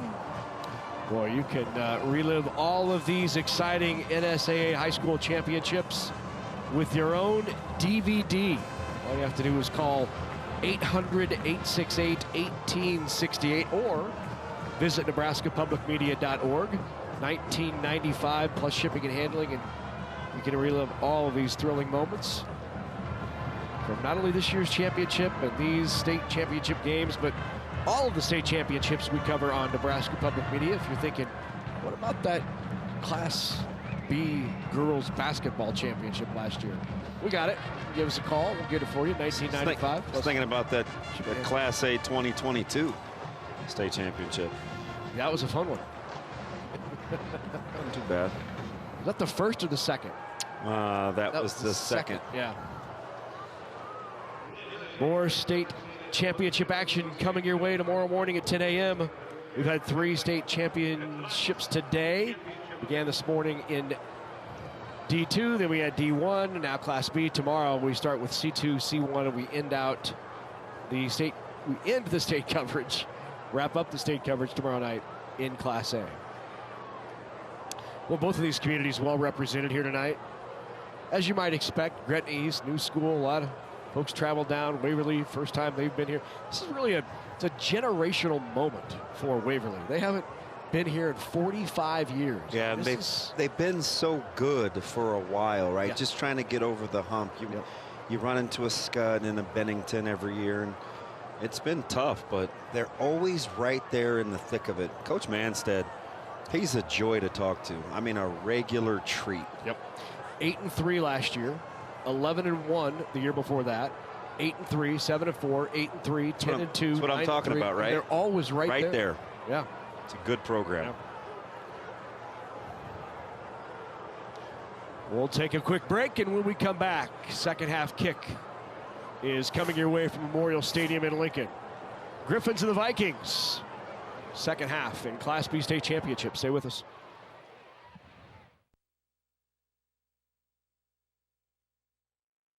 We have a new partnership with the Big Ten Network. Make your donation to our Sports Partners Club and select a 3-month subscription to Big Ten Plus as your thank you gift with your donation of $5 a month. Last year, Big Ten Plus streamed over 2,700 non-televised games, including 86 Nebraska games available exclusively on Big Ten Plus. Donate online at nebraskapublicmedia.org/sportspartners or call 800-989-8236.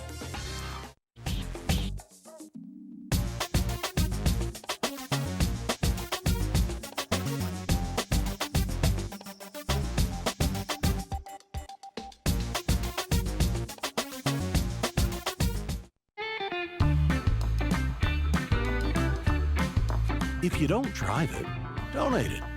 By supporting us, you'll get even more mileage out of it.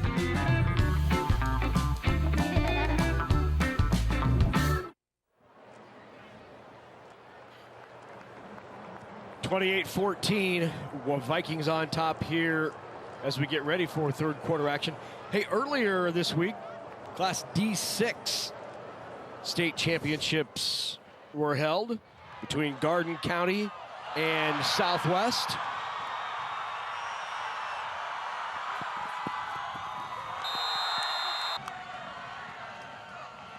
Here's some of the action from it on Friday. Touchdown to Derek Keeley there. A little 7-yard run by Kramer. Watch him finish this run. How's that go again? Probably a little more than that, but yeah. Touchdown pass there. But here was the backbreaker. Picked off and returned 61 yards by Jace Roberson. And Garden County wins the D6 state championship, which was held out in Kearney. 41-22 the final as they take the state championship. There's the Griffin.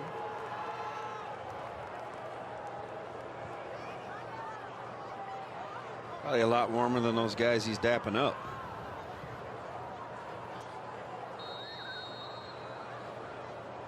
Got to get hot under there, doesn't it? Even on a night like tonight? Yeah, I would think so.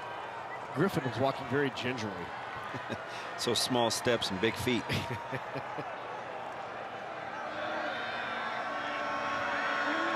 All right, ready to go. Should just fly. Don't they fly too? They're mythological, so no, they don't do anything. Well, I bet you're a lot of fun at parties, Buzzkill. Jeez.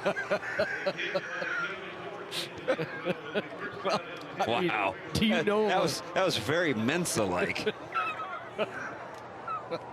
Gosh. Humor me, would you? Yeah. What, eagle head, lion's body, eagle, I mean. Why do you care? No fun police. Curious. I haven't seen a lot of griffins in my life. Wow. All right, first down and 10 for the Vikings. Right back to the ground they go. A little ground and pound there. Carry by Axman. Gain of 2. Yeah, it's been a long time since we called Haverty's name, and he's back at it.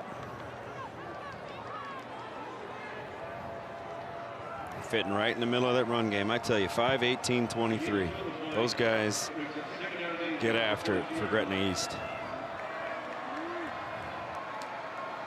Going to a true 4-man front here now. Toss right. Axman got it outside. Well, he started to cut it in, kicked it outside. Looked like there was a defender there to make the play, but Axman just beat him to the corner. So that's kind of the downside. When you go to a 4 front, that corner, you have to fit it a little bit differently than when you're playing in an odd front. It's on you in a hurry. You have to make the adjustment. People say, oh, just play with more defensive linemen. Your run fits change. Yeah.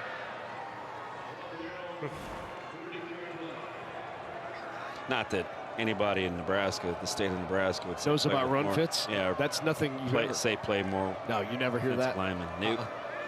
Nope. Fake the toss. Going over the middle. McMillan with the grab. Great grab down to the 40-yard line. Fake the toss and McMillan for 25. You know, he's an incredible, unbelievable one-handed catch away from literally stealing the show with a darn near 200-yard rusher right now. I mean, just think about that for a second. Uber talented is number 0.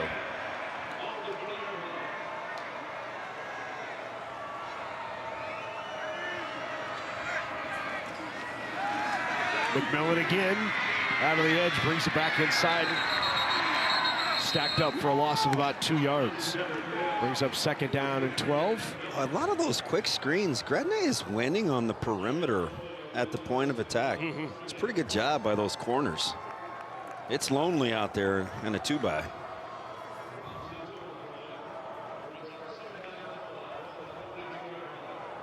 That's pretty impressive. That's a really good player.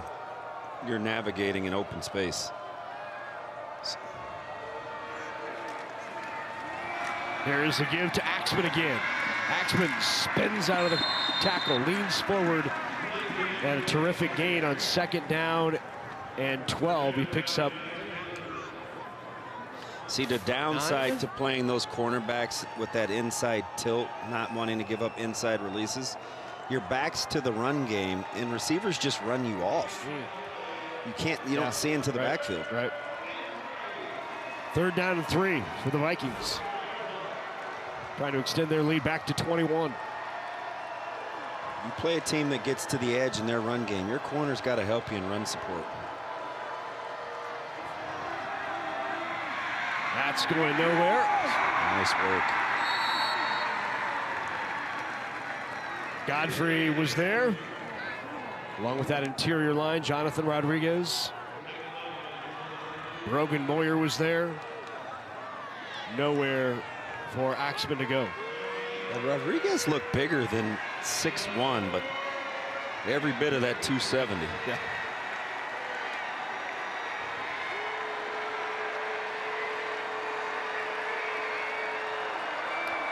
Fourth down. Tepley looks downfield. Tepley under some pressure, gets out of the edge. Flips it, and incomplete. And there's a flag on the play.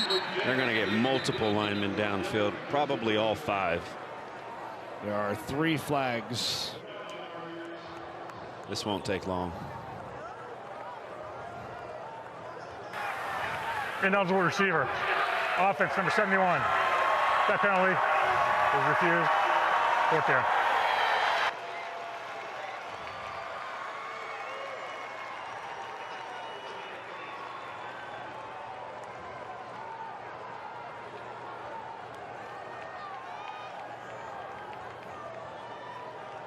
So they turn it over on downs, and the Griffins with their first possession of the second half.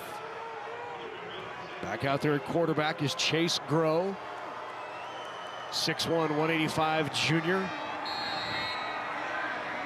He's thrown for 1,100 plus yards this year. He'll keep this out of the edge, but will not get away. Schieffer once again on the edge makes the play. Yeah, take your pick. They are active, so well coached.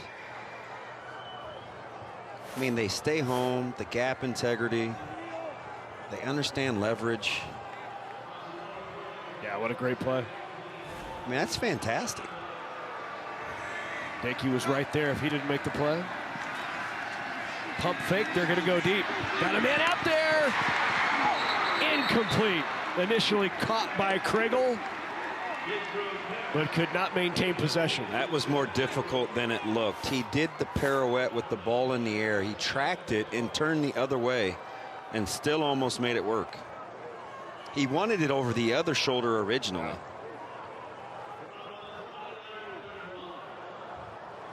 Well, Neckelhosen coverage. Nearly had it. Yeah. He can run. Those DBs will stop letting him climb on his toes. I'm telling you, he's faster than he looks. 3rd down and 14. Rowe drops back to pass. Looking deep again. Same play. Had him again, and it's dropped. Oh, Kragel's going to want that one back. Oh, boy. Went right back to the same play. Oh, boy.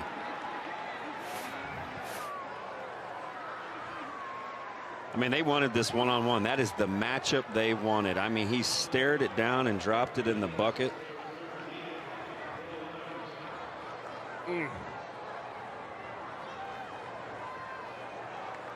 Ooh, you can see the sideline react. Ugh. Yeah, that's Coach Kelsey and company. And now you have to be careful here. If you don't get this near the sidelines, they're really good in the return game. Iverson to punt it away. And he does kick it toward the sideline. Angles away, takes a good bounce for Gretna East, and that will roll all the way down near the 30 to the 31-yard line. Get the full net, too. Take over right there.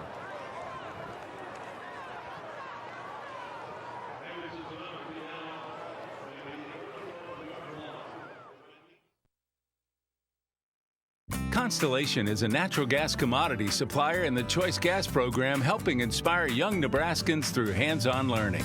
Constellation has given more than $400,000 to 4-H and FFA organizations across the state, helping support youth in your community with opportunities to achieve real-world success. Because we believe that powering communities means empowering our future leaders. With Constellation, a contribution to 4-H and FFA is in the stars. It's thanks to you that we're where we are today. We're proud to watch these communities grow because they're our communities too. Our neighbors, our friends, it's where we live. These are all our hometowns. And no matter what, the people who will continue to serve your needs with the hometown support you know and trust are just down the street. Cornerstone Bank, growing together.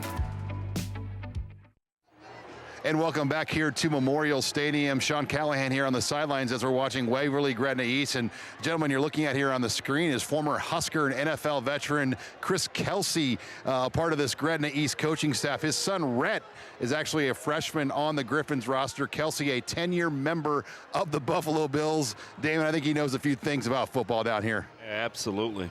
He's pretty intense, too. Started with a really good youth program. It's no wonder he made it to staff. He had a lot of good kids in that youth program.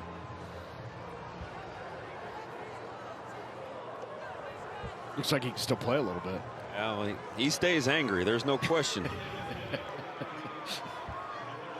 There's his son. All right, here we go. 1st and 10 from the 31. Toss outside. Axman kicks it outside, found a little gap. Good patience. Picked his way through there when it looked like there might be nothing.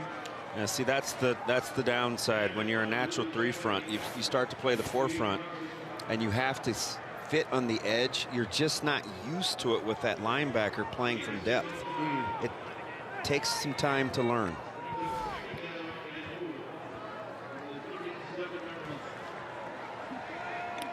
Gain of 6 on 1st down by Axman. 2nd down and 4 now. Tepley hands it off to Axman again up the middle. Axman leans into it. That's going to be enough for a 1st down. It's a big, strong, physical offensive line. You got the Fanning brothers up there. Yeah, Pospisil is really doing work too. 6'3", 290, and there right on is cue. There he is. Pospisil goes out. He was still mad about the holding call. His coach told him to shake it off. He doesn't have any problems with toughness, so maybe just a cramp. It was looking like a cramp. It did, yeah. Get to the sideline, you lay there, right? Just wait for somebody to come stretch you. Yeah, let's hope that's all it is. Sound like your home routine.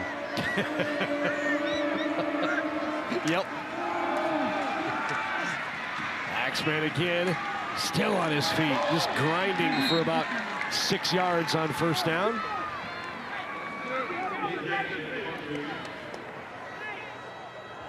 Let's go down, check in with Sean. Guys, we're looking here at Ethan Pospisil as he's on the ground trainers are just trying to roll a cramp out of his right calf muscle, it appears right now, and looks like they're going to try to get him back up into the game. Yeah, the most common misnomer is that you don't need fluids on a cool day. Or walking up a staircase. Or just being you. Yep. Got it.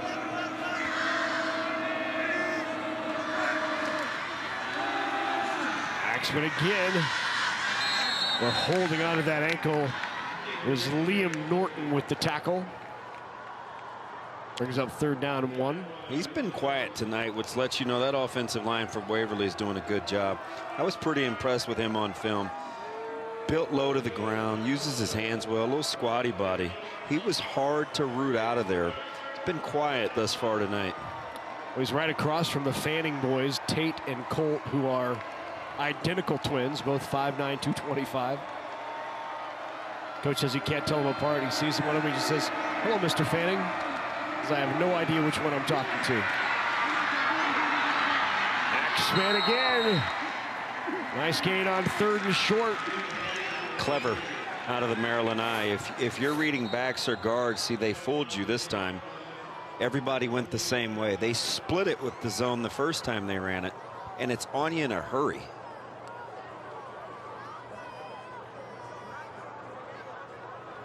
I mean, that is a short corner.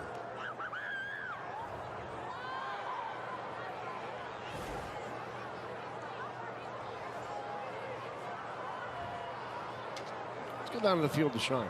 Guys are watching the Maryland Eye and Waverly. Well, one of the architects of that in their offense years ago was Mike Johnson, the former head coach here at Waverly. Well, he's back on the staff here with Reed Manstead.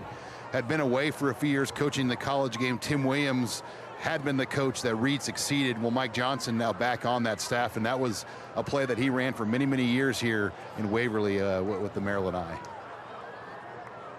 A lot of those numbers that you ran off in wins were responsible with that head coach. Yeah.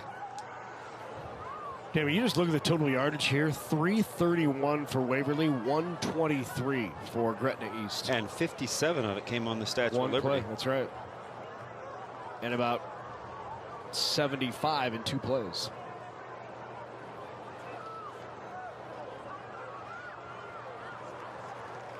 Now, was that a shoulder for Marriott?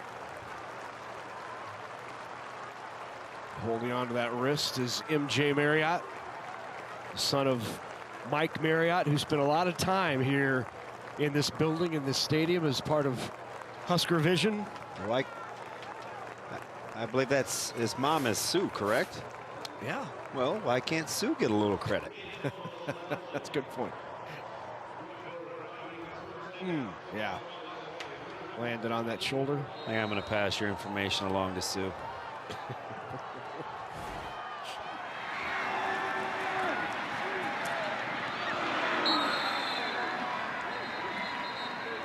Flag on the play.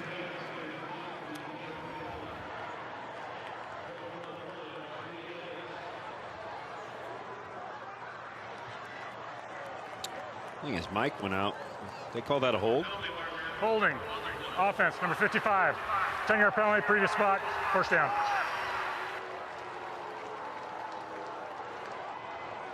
Bring up 1st down and 20.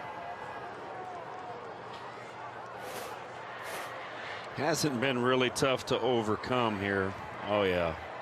Lost his foot and got a little grabby. It's a pretty good takedown. I've seen a lot of wrestling. There's some overlapping, too, with this coaching staff at Waverly. I know they know how to share good players across sports.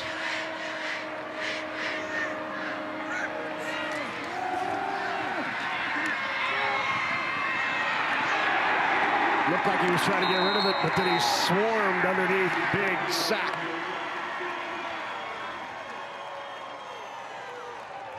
Liam Norton.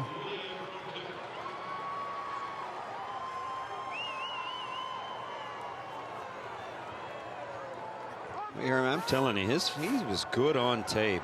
He's starting to get it going now. How about the hand strength from Tepperley to hang on to that one? That's a good decision. That was going to be laid over the middle and in harm's way. Good decision right until he spun around and saw Liam right in his face. Axman will get some of it back down to the 45. They'll bring up 3rd down and long. So we've seen a cleat attached to a face mask, and now we've seen a face mask attached to a face mask. That's the more common of the two. Yeah.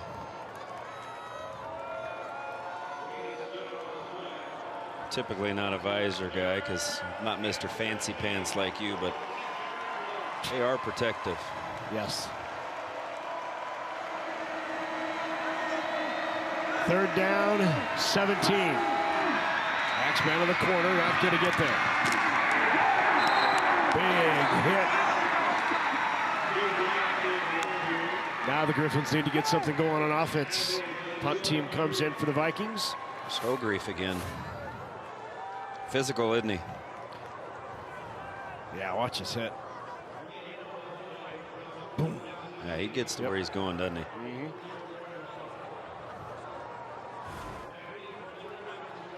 So we talked about the power and positioning of Waverly and the speed and quickness of Gretna East defensively.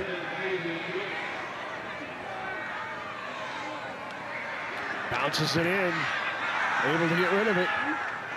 Boy, not a bad kick given that. Yeah, fortuitous. Short hopped it. Short hopped it right to the, kicked it to the 20 after grabbing it on the short hop. No, you're president of the No Fun Police and don't believe Griffiths, because they're mythical, can't fly. But only down 14, you'd like to give yourself a chance. Oh, I didn't say these Griffins could. I said Griffins in general, like those that sit on buildings in old architecture. Those are gargoyles. Well, there's some Griffins too. Are there? I have no idea. Oh, come on, Chisa. Yes, there are. There are some Griffins.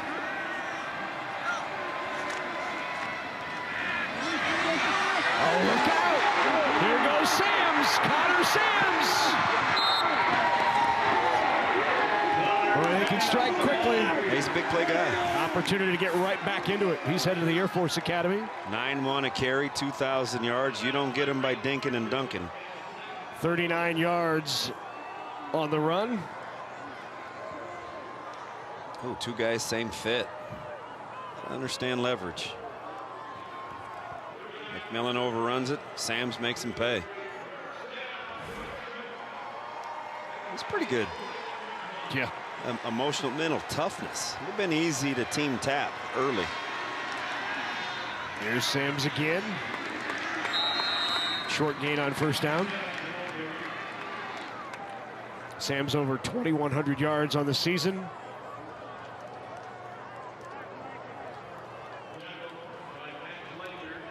First team all EMC, along with Norton and Rodriguez and Herman and Kragel and Thompson.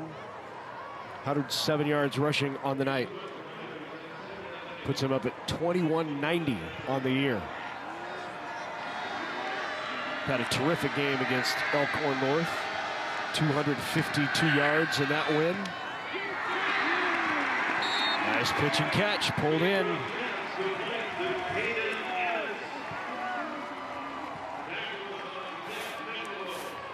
Annis again with the grab. He's come up big, hadn't he? A couple of times, made big plays. It's a tough catch, too. You know you're going to pay the price. Got a lot of guys like to catch slants until they see the invoice. Going to Annis again. He's got him out there. Grab right at the pylon. He's got it. Touchdown.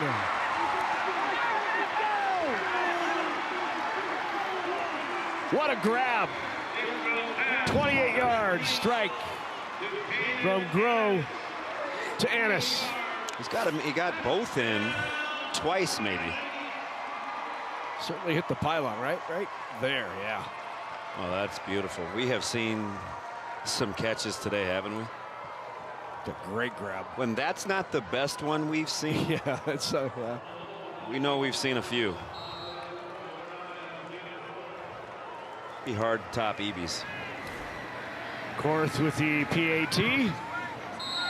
Up, and it is through. Well, this is some mental toughness, and now we've got a ball game. Different game. You went from potentially being on the clock. Yeah. Right back in it. To right back in it. Yeah. That's why you keep playing. Mighty Mo has shifted sidelines. There's no doubt about that. Not 1.5, not 2.5, not 3.5. It's 4 quarters. White out for the student section for Gretna East. All of a sudden, a little more energy on this west sideline. Now, Korth is really crafty as a kicker, so you have to be on alert. I don't think Coach Haberman would risk the field position, but he's a talented kicker. Yeah.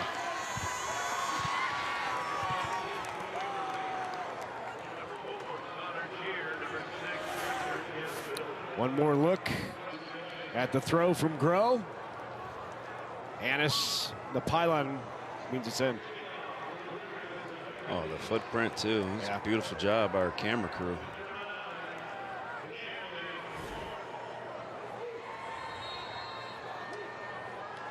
How we have seen some pitching and catching today for a football sport. No doubt.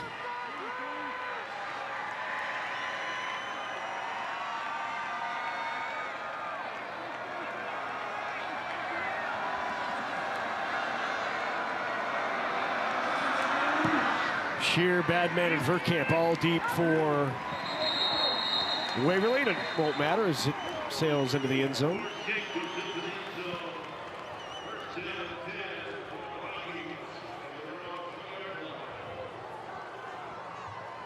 Well, a lot of high school state championship action these next 2 days on Nebraska Public Media, and because of that, we push Big Red Wrap-Up for this week only back one day to Wednesday at 7 Central. For our look back at Penn State with guest Steve Sipple. You'll get game analysis, previews for the Iowa matchup, and more. Just tune in 7 Central Wednesday on Nebraska Public Media. Sean, are you going to be on that show? Sean Callahan. Hey, guys. Are you going to be on the Big Red Wrap-Up this week? I will be back, yes. We are looking forward to Wednesday. It's our annual pre-Thanksgiving party. No Dave and Benning this year, though, unfortunately. I tell you, more turkeys for you guys. Why, Sean, why is your name not on this promo that I was given by our producer, Mick? I don't know. 22 years on the show, you'd think you'd make the promo. A little respect, right? No, we look forward to it. Wednesday night, it's kind of our annual Thanksgiving post-high school football tradition. Should be a good one. Quick hitter, incomplete. Yeah, all of a sudden you feel it beginning to shift. Yeah, third down. The thing about it is with Waverly and the way they're built, the way that they play, they won't get too emotional. They'll just keep playing. Right.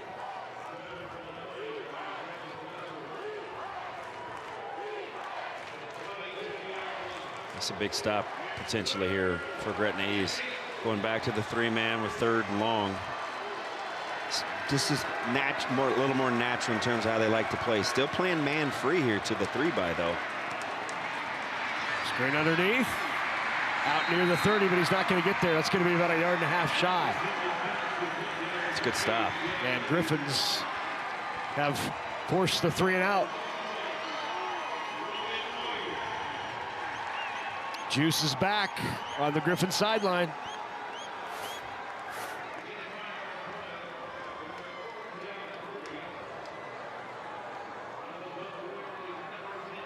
O'Grief and company smelling opportunity. It's a little closer to what I thought we were going to get tonight heading into it. Nathan Scholl kicks it away. End over end, fair catch called for at the 34-yard line. And the Griffins down by a touchdown with an opportunity to tie this up with 14 seconds remaining in the 3rd. Thompson may want that one back. He had some real estate. Yeah.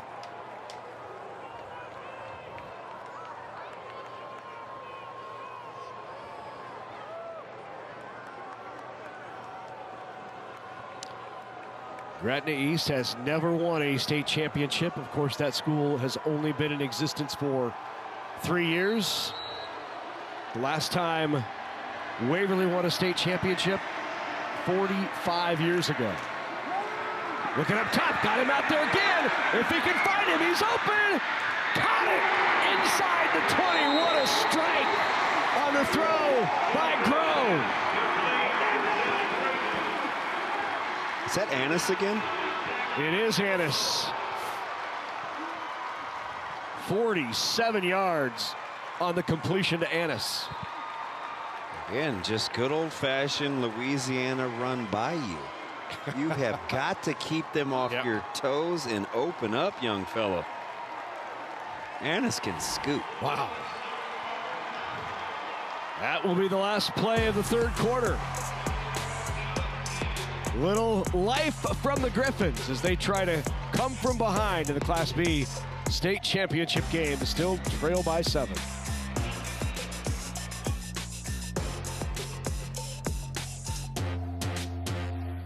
Constellation is a natural gas commodity supplier in the Choice Gas program, helping inspire young Nebraskans through hands-on learning. Constellation has given more than $400,000 to 4-H and FFA organizations across the state, helping support youth in your community with opportunities to achieve real-world success. Because we believe that powering communities means empowering our future leaders. With Constellation, a contribution to 4-H and FFA is in the stars. Nebraska Public Media is partnering with the Big Ten Network to provide a unique thank you gift. Become a member of our Sports Partners Club with a donation of $5 per month, and we'll thank you with a 3-month subscription to Big Ten Plus. Last year, Big Ten Plus streamed over 2,700 non-televised games, including 86 Nebraska games available exclusively on Big Ten Plus. Donate online at nebraskapublicmedia.org/sportspartners or call 800-989-8236.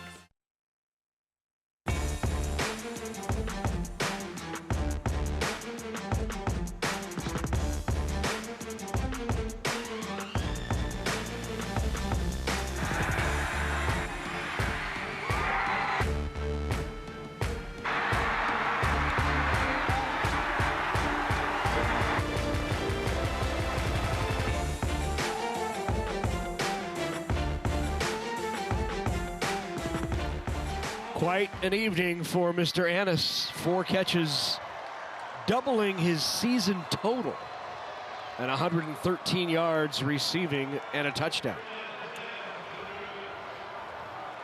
And there, look at the yards by quarter. Wow. All Vikings in the first 2 quarters. Griffins have answered here in the third. And we open up fourth quarter play.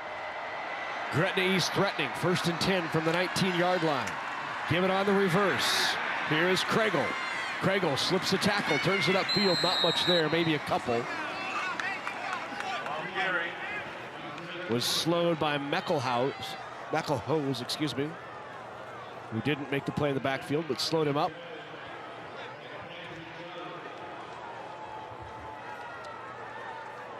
It's a lot of real estate to just yield 2 yards.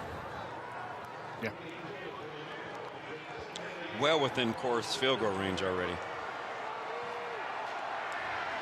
If you're thinking 3. They'll need it at some point.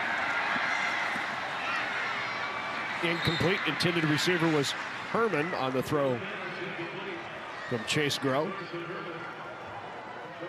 But they like those corner, that little smash concept. Yeah. They run the little hitch on the outside and run the corner with the number 2. Getting one-on-ones.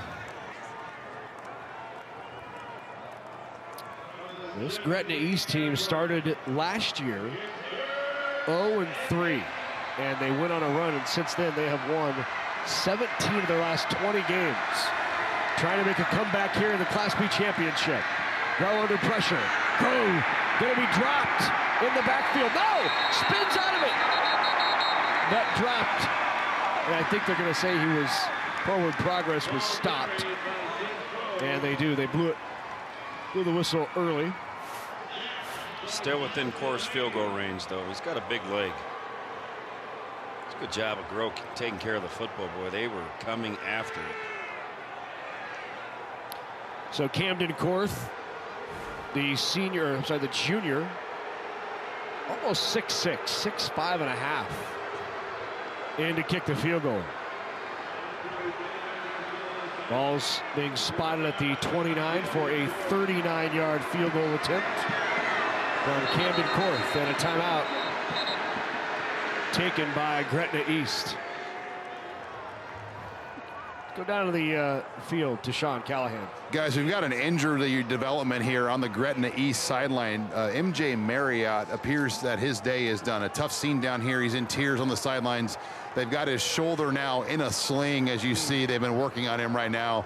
Looks like his day is done, as MJ Marriott has played a great game, and we probably won't see him out here as his pads are off and his left arm is in a sling. Yeah, it's a tough break for MJ.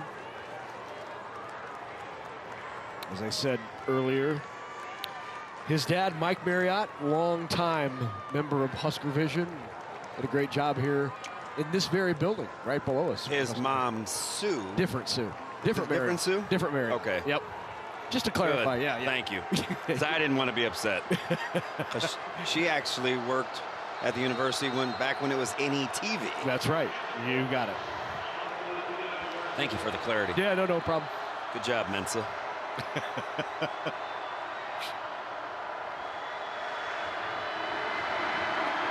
39-yard field goal attempt.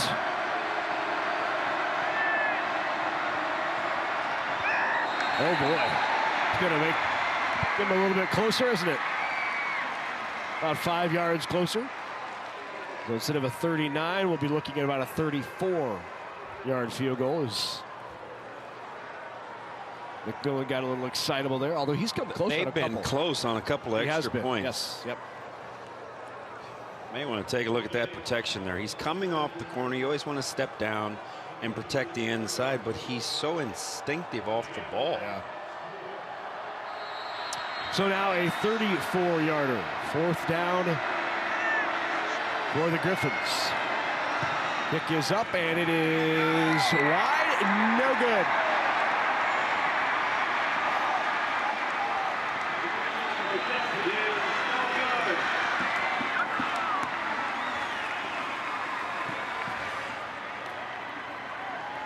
Big hold there for the Vikings.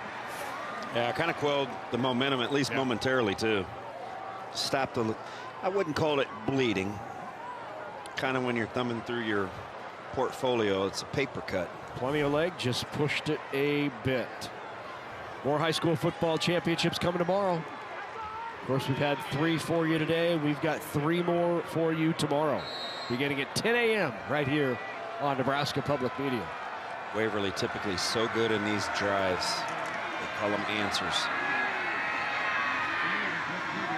Good lean there and a heavy run by Axman.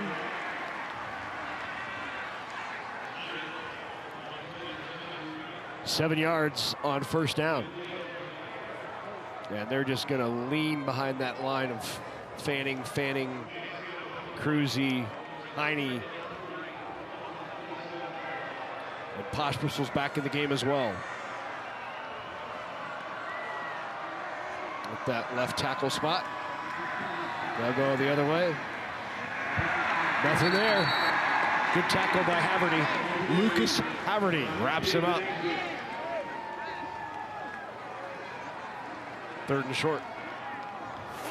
5-18-23. Tackles are made with impact. It's one of those 3 guys.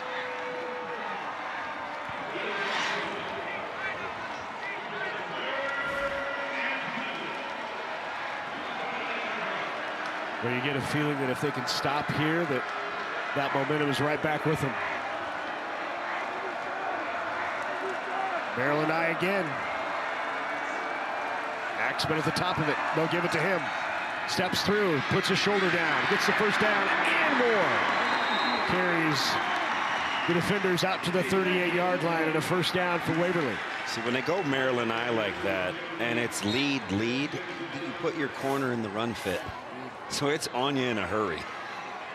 I mean, you got secondary guys coming to make plays.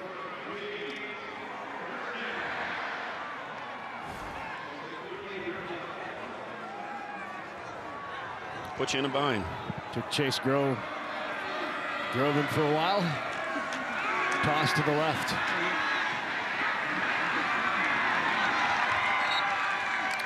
Not much there on the carry. This is not for the faint of heart. Rodriguez. Here, the pads cracking.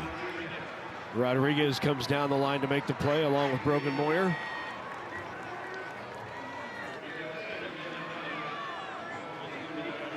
Call it a gain of 2, make it 2nd down,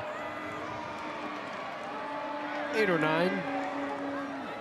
Look at that, 34 for 196. I told you, he'd touch 30, no problem. Now to the Wildcat, he'll keep it.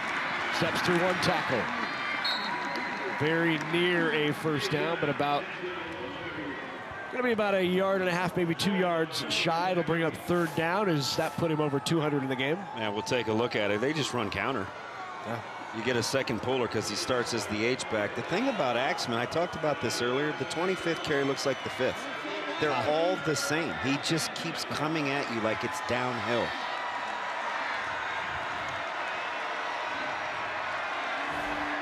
Familiar set here.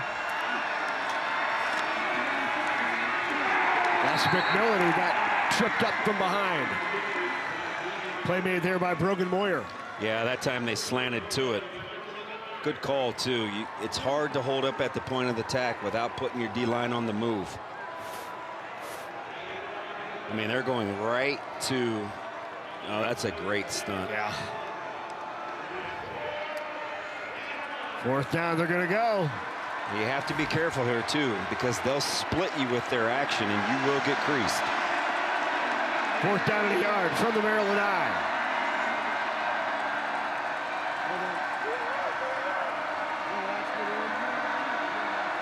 And they're going to get a timeout.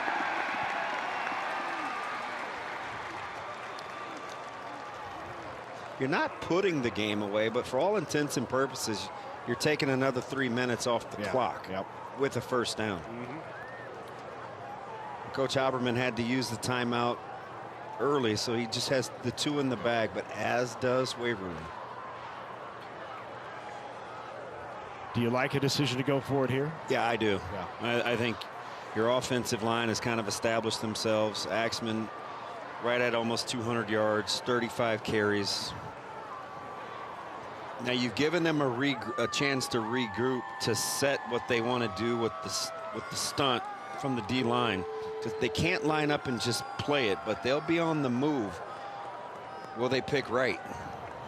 They're going to sell out. But when you do, you got 9 committed and a 5-yard box. There's nothing left on the back end.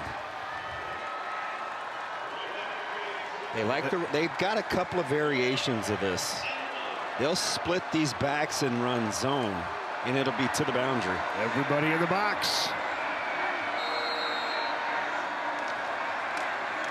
The give slips through, first down. Unfortunate, right? You see that? Yeah.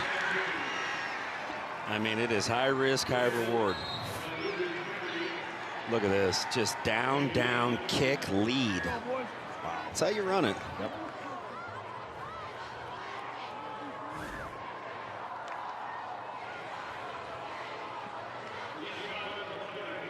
Get the nice natural down block angles. Fresh set of downs here for the Vikings. They like toss here. Corner's going to be in a run fit. We'll go on the reverse inside reverse. Near side, McMillan. McMillan still on his feet down to the 26-yard line. They broke tendency because even I talked about the tendency. They like the quick toss out of that. They come back with the quick hitter to McMillan and a touchdown ankle saving tackle right here, because it is almost all she wrote. Gain of 23 on the carry by McMillan. He's so talented. He looks like a natural runner right there, doesn't he? Hard to believe that's the same guy that was stemming and stacking guys as a wide receiver. Right. Pretty complete. Axman inside. Just keeps churning the legs. Spins out of the tackle and leans forward for a couple more. We talked about a first down being another 3 minutes. It's been almost a full 1, at 2nd and 8. Going on almost 2 minutes. Well, Tepley has been so efficient. 8 of 11 through the air, 138 yards, 2 touchdowns. And his talent is better than that of a game manager. It's just how they choose to play. Yeah, I don't think you deviate from what's working right now, which is Axman left, Axman right. Here's Axman left, cutting back, leans across the 15 for a first down. He's so savvy. He got hit in the back there, but he wasn't thinking about getting near the sidelines where the clock could stop. He could really turn the corner. Watch him cut this back, though, just to keep from... He's like, no, I'm not going to give you a chance to stop the clock.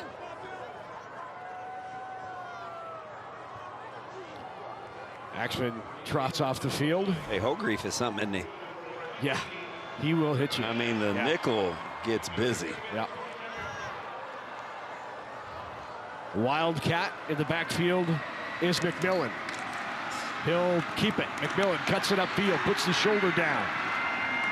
Inside the 10, down to the 6, to the 5, to the 4. That's going to be enough for another first down. That's some luxury. Axman goes to the bench. McMillan comes in to run Wildcat. Wow. First down and goal for the Vikings. What did they say at the old Putney household? You don't want the caviar, so you'll just have the foie gras? Something like that, right? Yeah, that's what it is. We usually take the caviar, but 3:50 remaining in the game. Big opportunity here for the Vikings to go up by 2 touchdowns. The give, down to the 1, leans in, touchdown, Axman. Oh, and he hit the Heisman because of how Sam's came on during the intro. Wow. All right. There's an answer. Oh. There's an answer. That's all right. It's spirited competition. I saw when Sam was introduced, they were kind of pointing at one another. As from Waverly at Sam's when he did the Heisman pose on the intro. That's not even really Axman's style. That's pretty good, though. Extra point is good. They're up by 2 touchdowns. Just having fun. Yep. No Shave November is working out for him.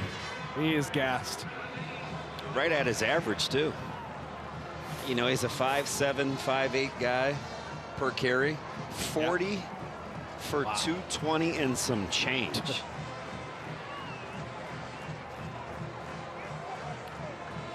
220 puts him at 1,960 yards on the year.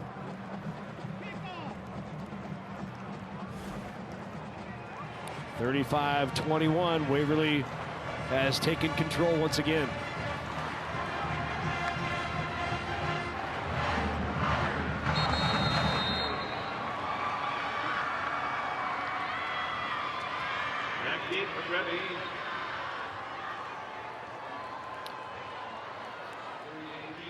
Fowler in there to kick it deep now for the Vikings.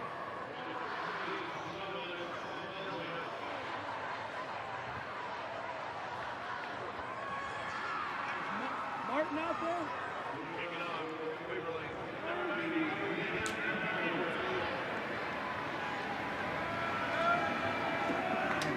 Melsheimer replaces MJ Marriott deep for the Griffins. And it will be kicked at Melsheimer, who takes it at the 12. Melsheimer with some room, gets it to the outside. Look at Melsheimer out near midfield and a nice return.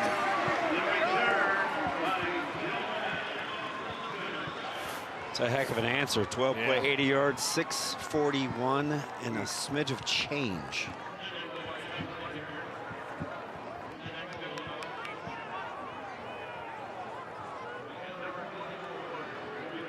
Waving from up here, I almost just wanted to put that ball in his outside arm. Yep. So good return out to near midfield, the 49-yard line. Rowe back out there along with Connor Sams in the backfield. Gretna East needs a quick strike here with 3:33 remaining. They'll keep it on the ground with Connor Sams. Not much there. Maybe a yard.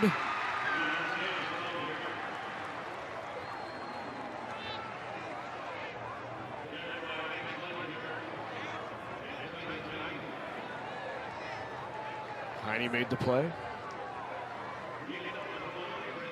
We got to play with a little tempo here now. Yeah, a little more urgency here. With 3:02 left. Got him out there. Ooh, boy, undercut the route. Yeah, I tell guys, Herman can pull that in. It's a recipe for disaster. Yeah. Just stay on top. Right. Don't undercut posts. Don't undercut corner routes. You can come sit next to the guys with headsets.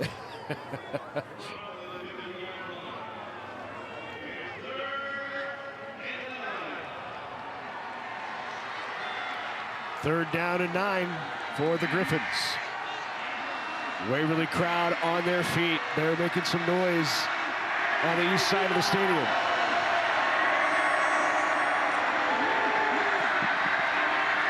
Throws it up top.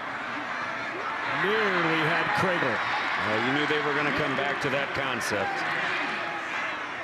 Deep out by Kragel, just misses. And now 4th down. They're going to isolate that corner out. Little smash concept just on the outstretched arms. They'll come back to it. It's kind of been their bread and butter. Maybe right away. They have a couple of times right back to the same play.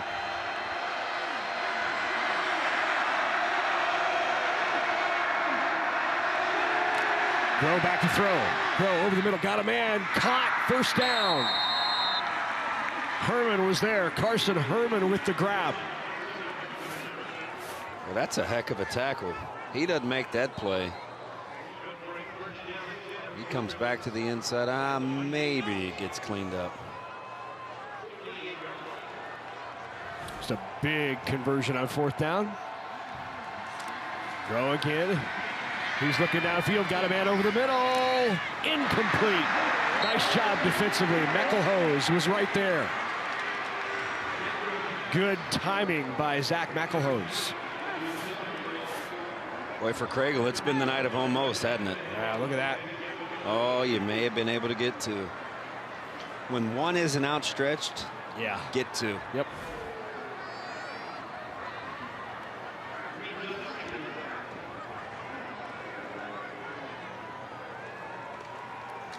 The seniors had a busy night. 2:26 remaining, 2nd down and 10. Ball placed at the 39. Here's Grow. Steps up to the pocket. Grow has some room near side. That's enough for a 1st down, and Grow down to the 25-yard line. They'll hustle back to the line of scrimmage. Clock is stopped for the movement of the chains. Getting the call from the sideline. Clock now running again. 1st down and 10. They're going to look near side toward the end zone. Caught! Touchdown! What a grab by Fritchen! Carver Fritchen for the touchdown! And this day is, if you like throwing and catching, yeah, today's been a day for you. It has been. For 26 yards, touchdown. 26-yard touchdown strike. 2nd touchdown of the year for Fritchen on his 12th reception of the year. First man in the air wins the war. It's high pointed. He comes down inbounds. Only his guy's going to get it. Back shoulder. Korth for the PAT. Fires that through. It is no good. Yeah, there's a big difference. And we've seen it with the slimmest of margins between college, goalposts, and high school. Yep. And it has been the difference tonight for Korth.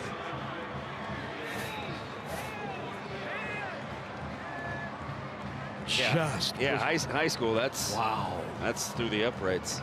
That's the difference. Well, still 1-score game, 2:02 remaining. Waverly will have an opportunity to grind it out. Gretna looking for the big stop and one more chance.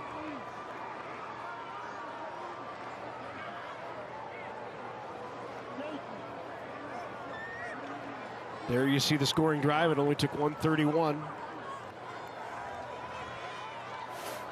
You got to get your hands team out here.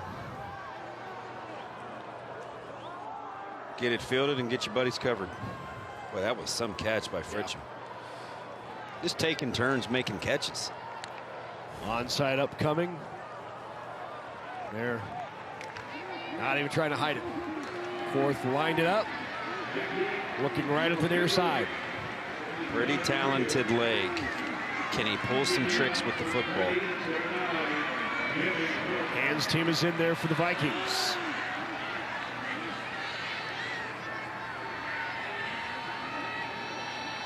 We work this a ton at our place. There you go. Great cover. It's the one guy I wouldn't kick it to. The sure-handed guy, Axman. Yeah, they're going to go Maryland Eye here. Big boy package. Rhino, sometimes it's called. And they will ground and pound. Gretna has 2 timeouts. If they can get a stop here. So you get them quick, and you're looking at a potential 4th down, but it will be about at the 40-some second mark. Yep.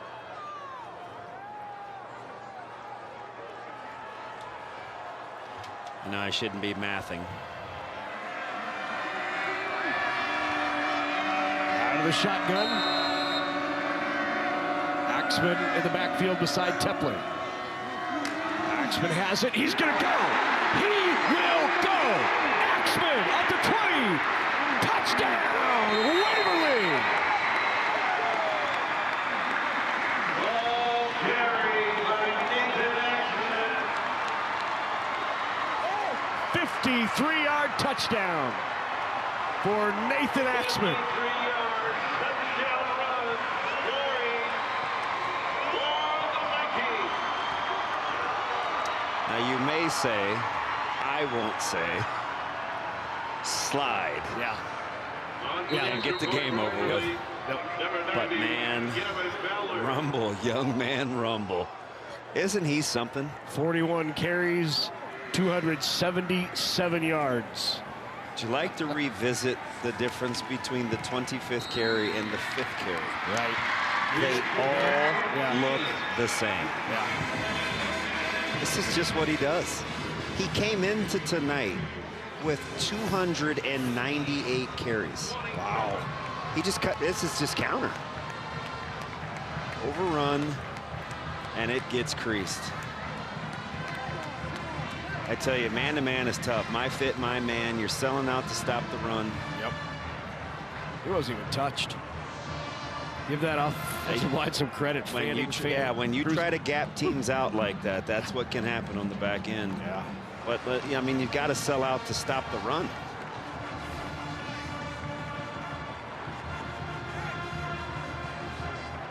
Boy, what a night. We've seen some individual performances today, haven't we? Yes, we have. It makes this time of year great. This is certainly one of them. One play. 53 yards. And Waverly on top. It's interesting, too. Next year, they bring back both McMillan and Tepley. Yeah. Be one of the better pitch-catch combos. Grow just a junior as well for Gretna East. We'll lose Craigle, but he's got some guys.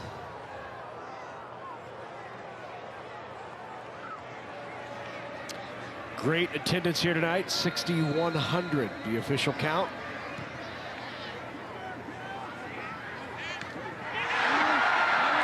Still bobbled, still on the ground, picked up late, right at the 24-yard line.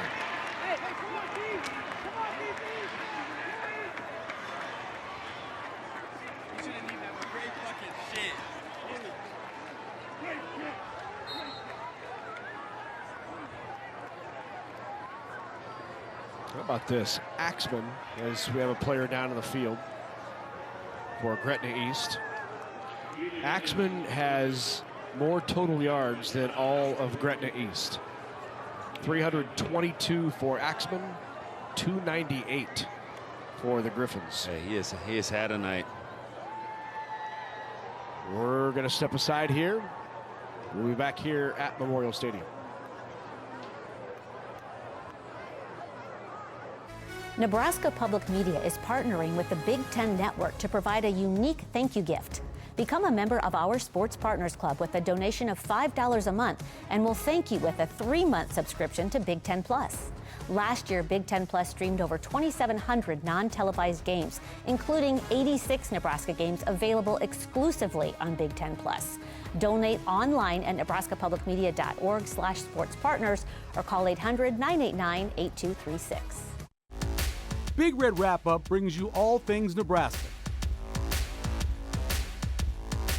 Join me, Michael Severe, along with former Husker Jay Moore, and weekly special guests for a game breakdown and in-depth analysis. This week, we recap the Penn State game. Watch on a special night, Wednesday, November 26th on Nebraska Public Media.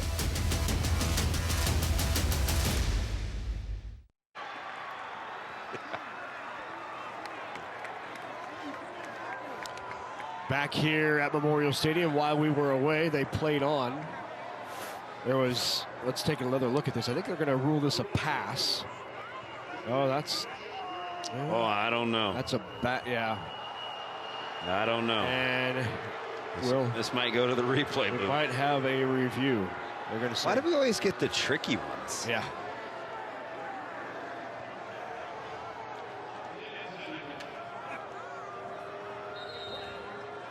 There was a clear recovery there. It looked like it was backwards. And yeah, coach is pointing up to the big screen. On the far side, the Waverly coach, Reed Manstead, is pointing up to the big screen and said, hey. It looked backwards, correct? Look at it. It did, yes. It did look like it was backwards. Clear recovery by Kratzky. And now he's wondering, we're going to take a look. All right. Here it is. It was at the 20. Yeah, it looked like he might even just knocked it out of his hand. And here's the thing. Clear recovery. It would be Waverly's ball for all purposes. I think you have to take a look at that if you want the game over. I mean, a minute 44, a lot can happen. I mean, because Sam's is behind the 20. Nobody's going to the hood to look at us. Yeah, they're not. There's not going to be a review. Huh. Coach Manstead's not happy.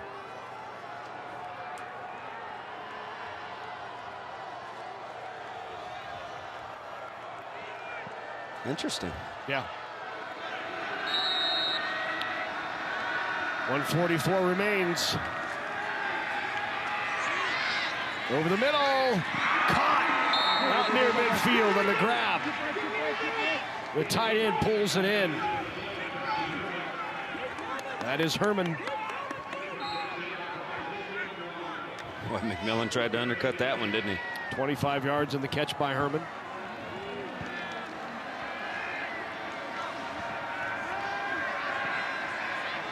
On the out, caught it, takes it back inside. Not a bad decision by Fritchen. Fritchen who just caught that touchdown pass. 21 yards, so 25 and 21 in the last two plays for the Griffiths.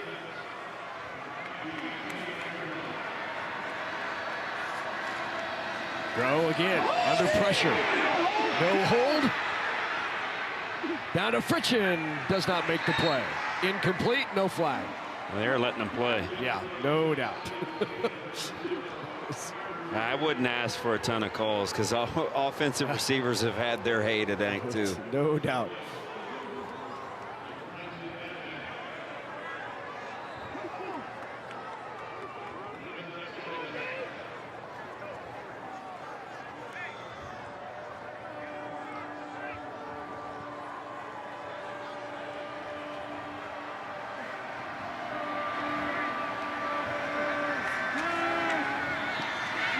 Up top again, same place, and Fritchen forced out of bounds.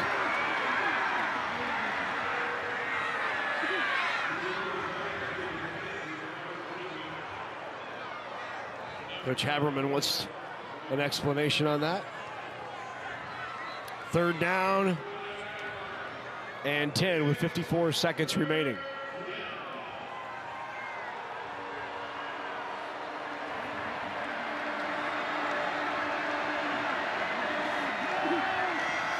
Grow tosses it and intercepted.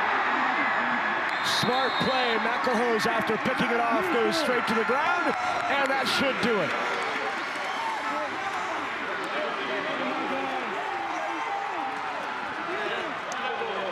First trip to the state title game in 45 years, and a generational moment here for the Vikings.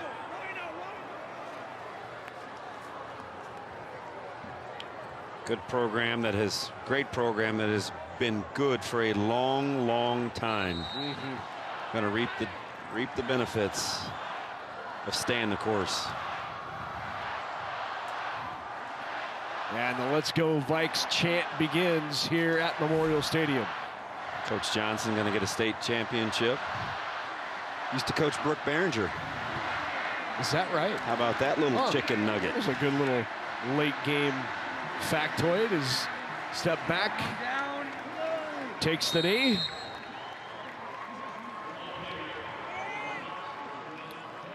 They won a Class B championship in 1980. It's courtesy of my man Tony Chapman, who is a regular walking Nebraska high school historian. Tony tweeted out today that he's just a great guy too. Oh, absolutely.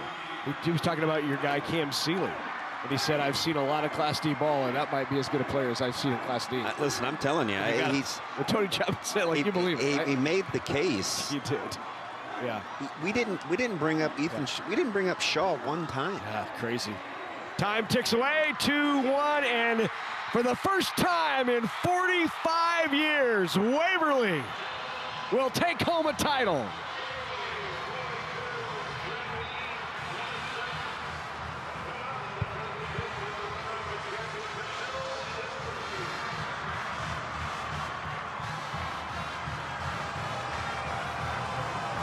Well, you know, they're celebrating at the Trackside Bar and Grill. All the TVs probably on this game, DB. Yeah, I think they're going to keep the kitchen open, too. I might join them. I know you will.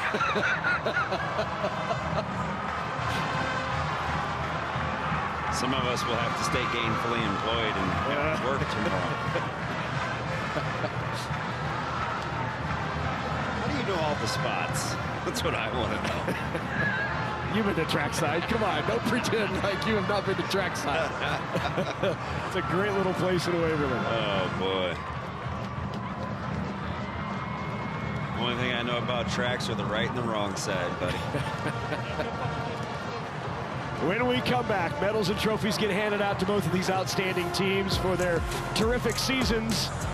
And for the first time since 1980, they are state champs.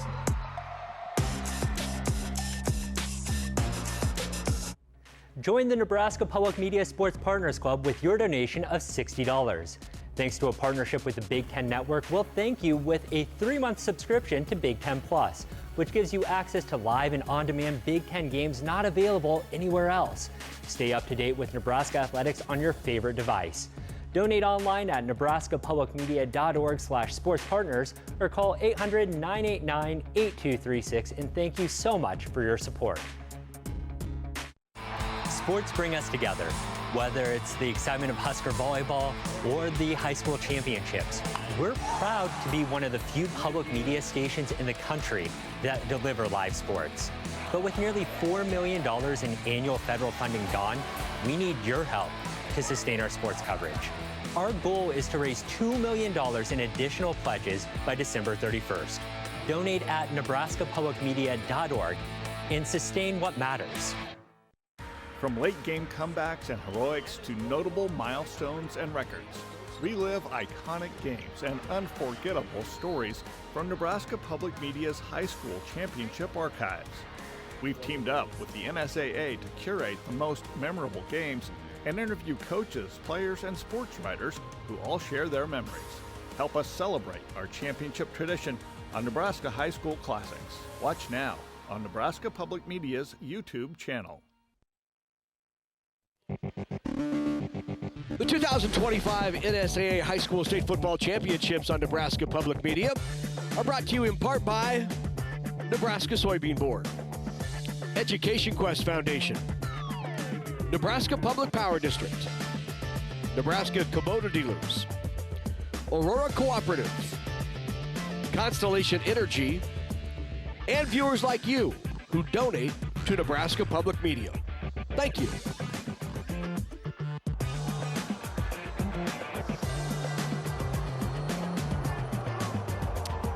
State champs for the first time in 45 years, the Vikings of Waverly, and now time to hand out medals and trophies. And for that, let's go to Rich Broderson.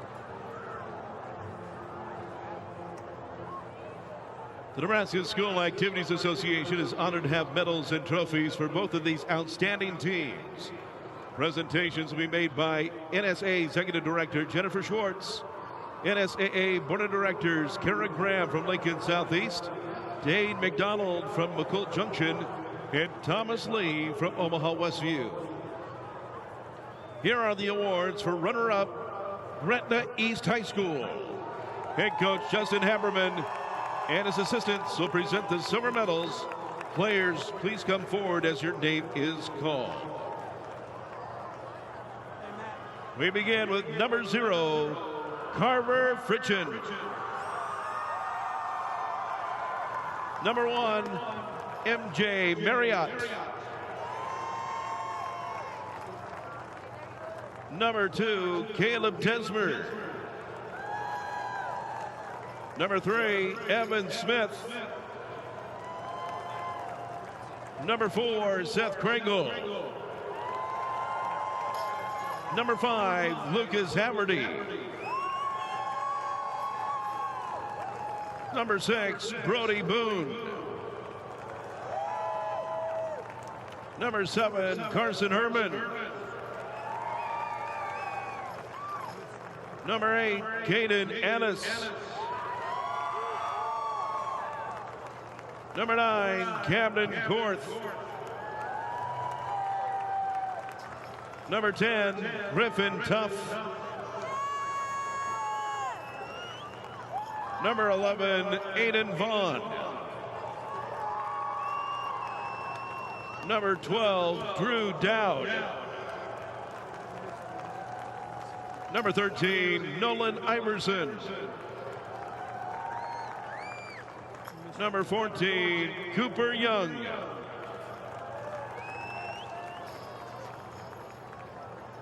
Number 15, Chase Crow. Number 16, Tillman Melsheimer. Number 17, Avery Spiker. Number 18, Jackson Godfrey. Number 19, Tyler Edmondson. Number 20, Cade Losky.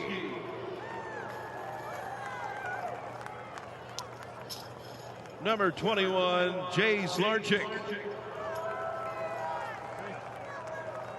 Number 22, Asher Robinson. Number 23, Will Hungrief. Number 24, Sawyer Thompson. Number 25, Abram Crosby. Number 26, Connor Sams. Number 27, Brady Ward.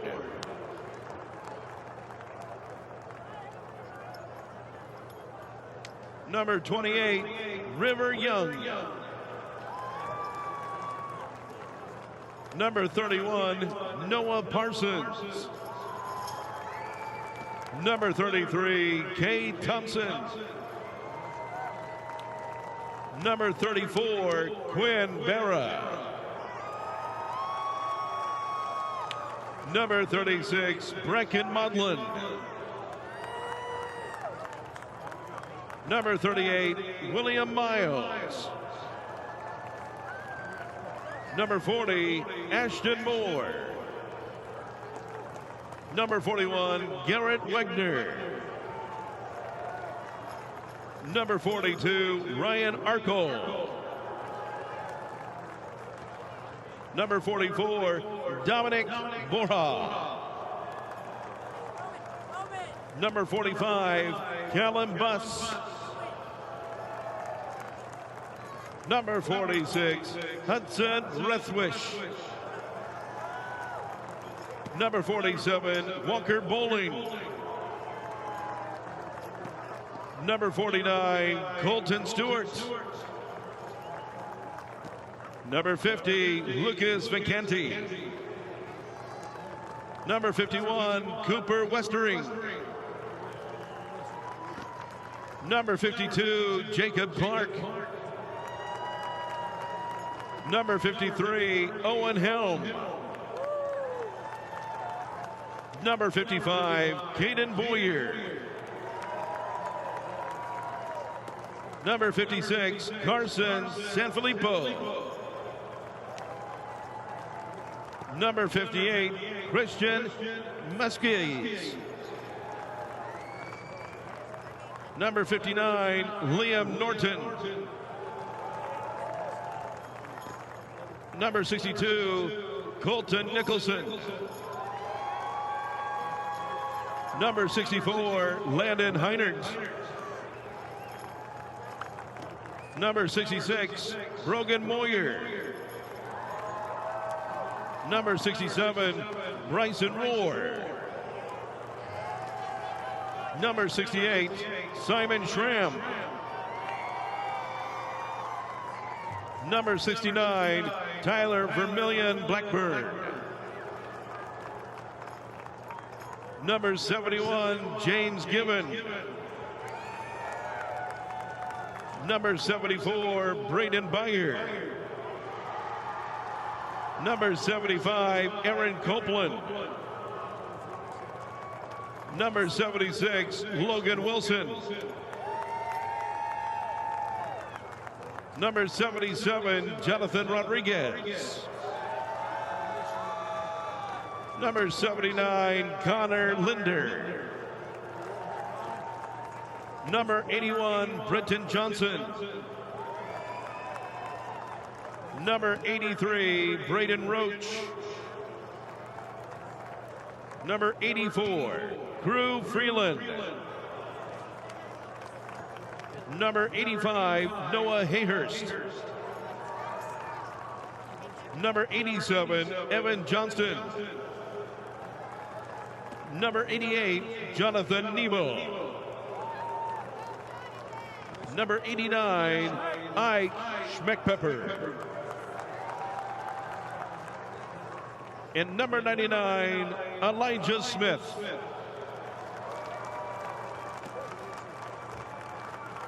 For these outstanding athletes and their school, here is the 2025 NSAA Class B State Football Runner-Up Trophy.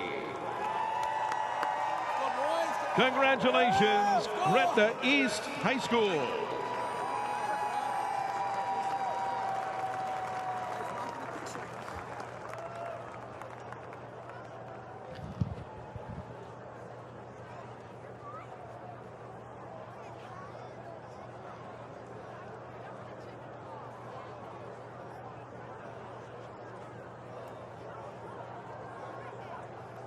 And now, to the champions, Waverly High School.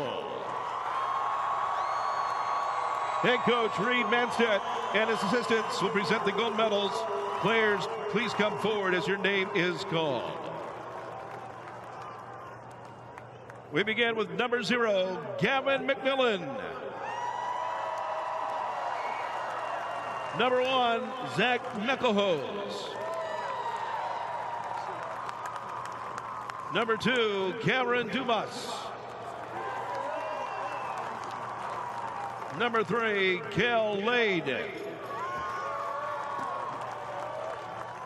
Number 4, Connor Shear. Number 5, Asher Stoddard. Number 6, Drew Verkamp. Number 7, Carson Malcolm. Number 8, Riley Bowker. Number 9, Bo Wilkin. Number 10, Nathan Scholl. Number 11, Broxton Tepley. Number 12, Brady Schieffer.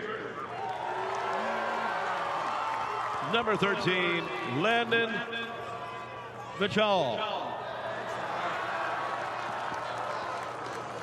Number 14, Christian Kaiser. Number 15, Parker Ballinger. Number 16, Charlie Harms. Number 17, Dane Bacon. Number 18, Cy Dewing. Number 19, Davin Clark. Number 20, Peyton Cleveland. Number 21, Brody Leishman. Number 22, Felix Mazer. Number 23, Jamin Eloy. Number 24, Ray Martin. Number 25, Dawson Rodensleben. Number 26, Braden Romans. Number 27, Nathan Axman. Number 28, Ito Zaninga. Number 29, Braxton Badman. Number 30, Lucas Kratzky. Number 33, Parker Amon. Number 36, Isaac Barron. Number 40, Simon Crowther. Number 43, Gavin Mazer. Number 45, Harrison Schmeckley. Number 47, Brecken Johnson. Number 48, Gunnar Henricks. Number 49, Ethan Benassi. Number 50, Gavin Ruskamp. Number 52, Cody Haida. Number 53, Rylan Kratzky. Number 54, Ezra Kime. Number 55, Sam Dakey. Number 56, Max Leininger. Number 57, Colson Bader. Number 59, Bronson Reel. Number 60, Blake Mueller. Number 61, Caleb Hansen. Number 62, Tate Fanning. Number 63, Carson Smalling. Number 64, Caden Fritz. Number 65, Tyson Heine. Number 66, Hunter Hansen. Number 67, Ethan Pospisil. Number 69, Hayden Brandel. Number 70, Holden Cruzy. Number 71, Chase Kaler. Number 72, Carter Harwick. Number 73, Kel Griffin. Number 76, Carter Stillwagon. Number 77, Cooper Worrell. Number 78, Colt Fanning. Number 79, Cameron Crook. Number 80, Henry Hosking. Number 84, Logan Bennis. Number 86, Sean Oliver. Number 87, Landry Moss. Number 88, Cody Nienhauser. And number 90, Gavin Fowler. Coach Manstedt, we have a special award for you.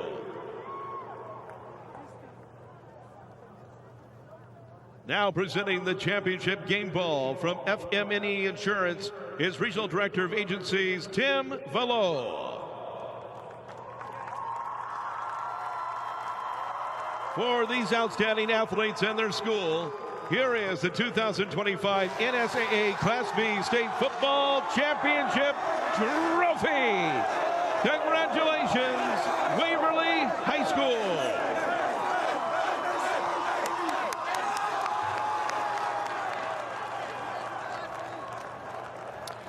State champs from Waverly for the first time in 45 years. Let's go back down to the field to Sean. Guys, we're with the victorious head coach of Waverly, Reed Manstedt, coach 45 years since the last state championship. You started out years ago as an assistant. Mike Johnson, your former mentor, was on the sideline with you. How special was tonight to bring this championship home to Waverly? Well, as I said earlier to the other people I was talking to, the reporters, this is bigger than just this team. You know, I think of the groups before us, that got so close and just didn't quite get over the hump, and for 45 years. And so while this team's the one celebrating it, the whole community, the teams prior, this is for everybody. When Nate was a sophomore, you told me he could be one of the best players you ever coached. Talk about tonight and just the performance, the show. Over 40 carries on the state championship stage. Well, that's kind of become a normal workload for him here as of lately with us. But Nate's special, man. He really is, and he showed it again on the big stage tonight. We call him Big Game Nate because he always shows up really big in these games. And so you just got to be, man, that kid can play, and he's tough. And credit our line, those holes that he was running through, some of those were gaping, and that says a lot about those guys. But yeah, Nathan Axman's a special young man. And you finished it off there. How special was it to kind of finish it off the way you did with the last touchdown drive? Yeah, well, we certainly didn't make it easy on ourselves there. We were coming out and just kind of shot ourselves in the foot a few times. They made a good couple big plays, credit to them. But that one drive, when we were able to get that going and get all the way down the field there and go back up 2 scores there at the end, that was huge. All right, Coach, congratulations. Let's bring in some of your state championship players. Hey, thank you very much. All right, let's bring in Nate Axman. Nate, first of all, congratulations on the state championship. Over 40 carries tonight. First state championship in 45 years. How special is this moment for Waverly? Oh my God, hey, I can't even put it into words. To get my coach Manstedt here, he's the best coach I could ask for. And all those heartbreaks we've had in the semifinals and quarterfinals the past couple years, just to get the guys here, especially in my senior year, just means the world to us. How special was it just to take down Bennington twice this year, and some of the things that you guys overcame to get to this moment and finish it off 13-0? Yeah, Bennington's a great team, and just to beat them twice in 1 year after they've ended our season a couple times, throughout the years, it's just a blessing. And then all the close games we've been in just prove how tough this team is. We've been in like three or four close games, like 1-score games, and we've all came out on top every single time, and that just proves that these guys have worked their tails off throughout the off season, throughout the season, and it just shows the toughness we have. Well, Nate, congratulations on your performance tonight, the state championship. Let's bring in now Gavin McMillan, your standout wide receiver here. Congratulations. You want to hold that trophy, Gavin, too? You better get a piece of that. Well, hey, congratulations on the championship. 45 years since Waverly has had this moment. Yeah, it's awesome. It's awesome that I'm a part of it and we're a part of it, that we all came together, worked super hard, harder than I've ever worked all year in the summer, in the spring, and in the summer, and hard work pays off. They jumped up 7-0, but you didn't kind of set the tone with that first touchdown, and then from that point on, it was you and Nate kind of taking the game over. Yeah, they got on us early, but we knew we just had to settle in, our playmakers had to make plays, and we did. And everyone, the whole town was here, played a lot. They were loud. Sideline was up, and everyone just played together, and we were having fun. When you have a running back like Nate, how easy does that make everything else you guys do on offense? It makes it a lot easier because you know you can trust him and you can rely on him when you need a big play, and obviously late in the game takes it all the way to the house for the win. Hey, Gavin, congratulations on your performance in the state championship. Guys, we'll send it back upstairs. Thanks very much, Sean. We appreciate it. What a finish for Waverly. They win the state championship in 2025. The first since 1980. Final thoughts, Damon? I tell you what, that's a complete team. I liked what Nate said about just how they play. It wasn't always pretty. They're battle tested. And it's been a grind for this senior class. So many good teams they ran up against. Yeah. Right? I mean, absolutely. Some of these great players that don't win, Barkley ran into Jordan, and they're just the laundry list. And yeah. They got over the hump and slayed the beast, and they've earned everything they've gotten. 3 great state championships today. Sandy Creek goes back-to-back this morning. Cam Seeley, 9 touchdowns, a new record. Why Not wins their first ever over St. Mary's, highest scoring. We saw some performances we saw today. Some fantastic games. Then you come here tonight. First since 1980, and Nate goes for 277 and 3 touchdowns, and he was big game Nate tonight, no doubt about it. Well, that'll do it for today. Hope you come on back and join us tomorrow morning. Kickoff at 10:15. We'll be on the air at 10 a.m. tomorrow morning. For Damon Benning, for Sean Callahan, for Doug Duda earlier today, for our entire Nebraska Public Media Sports Production crew who does such an outstanding job bringing you these state championships. I'm Larry Putney saying good night. We'll see you back here tomorrow.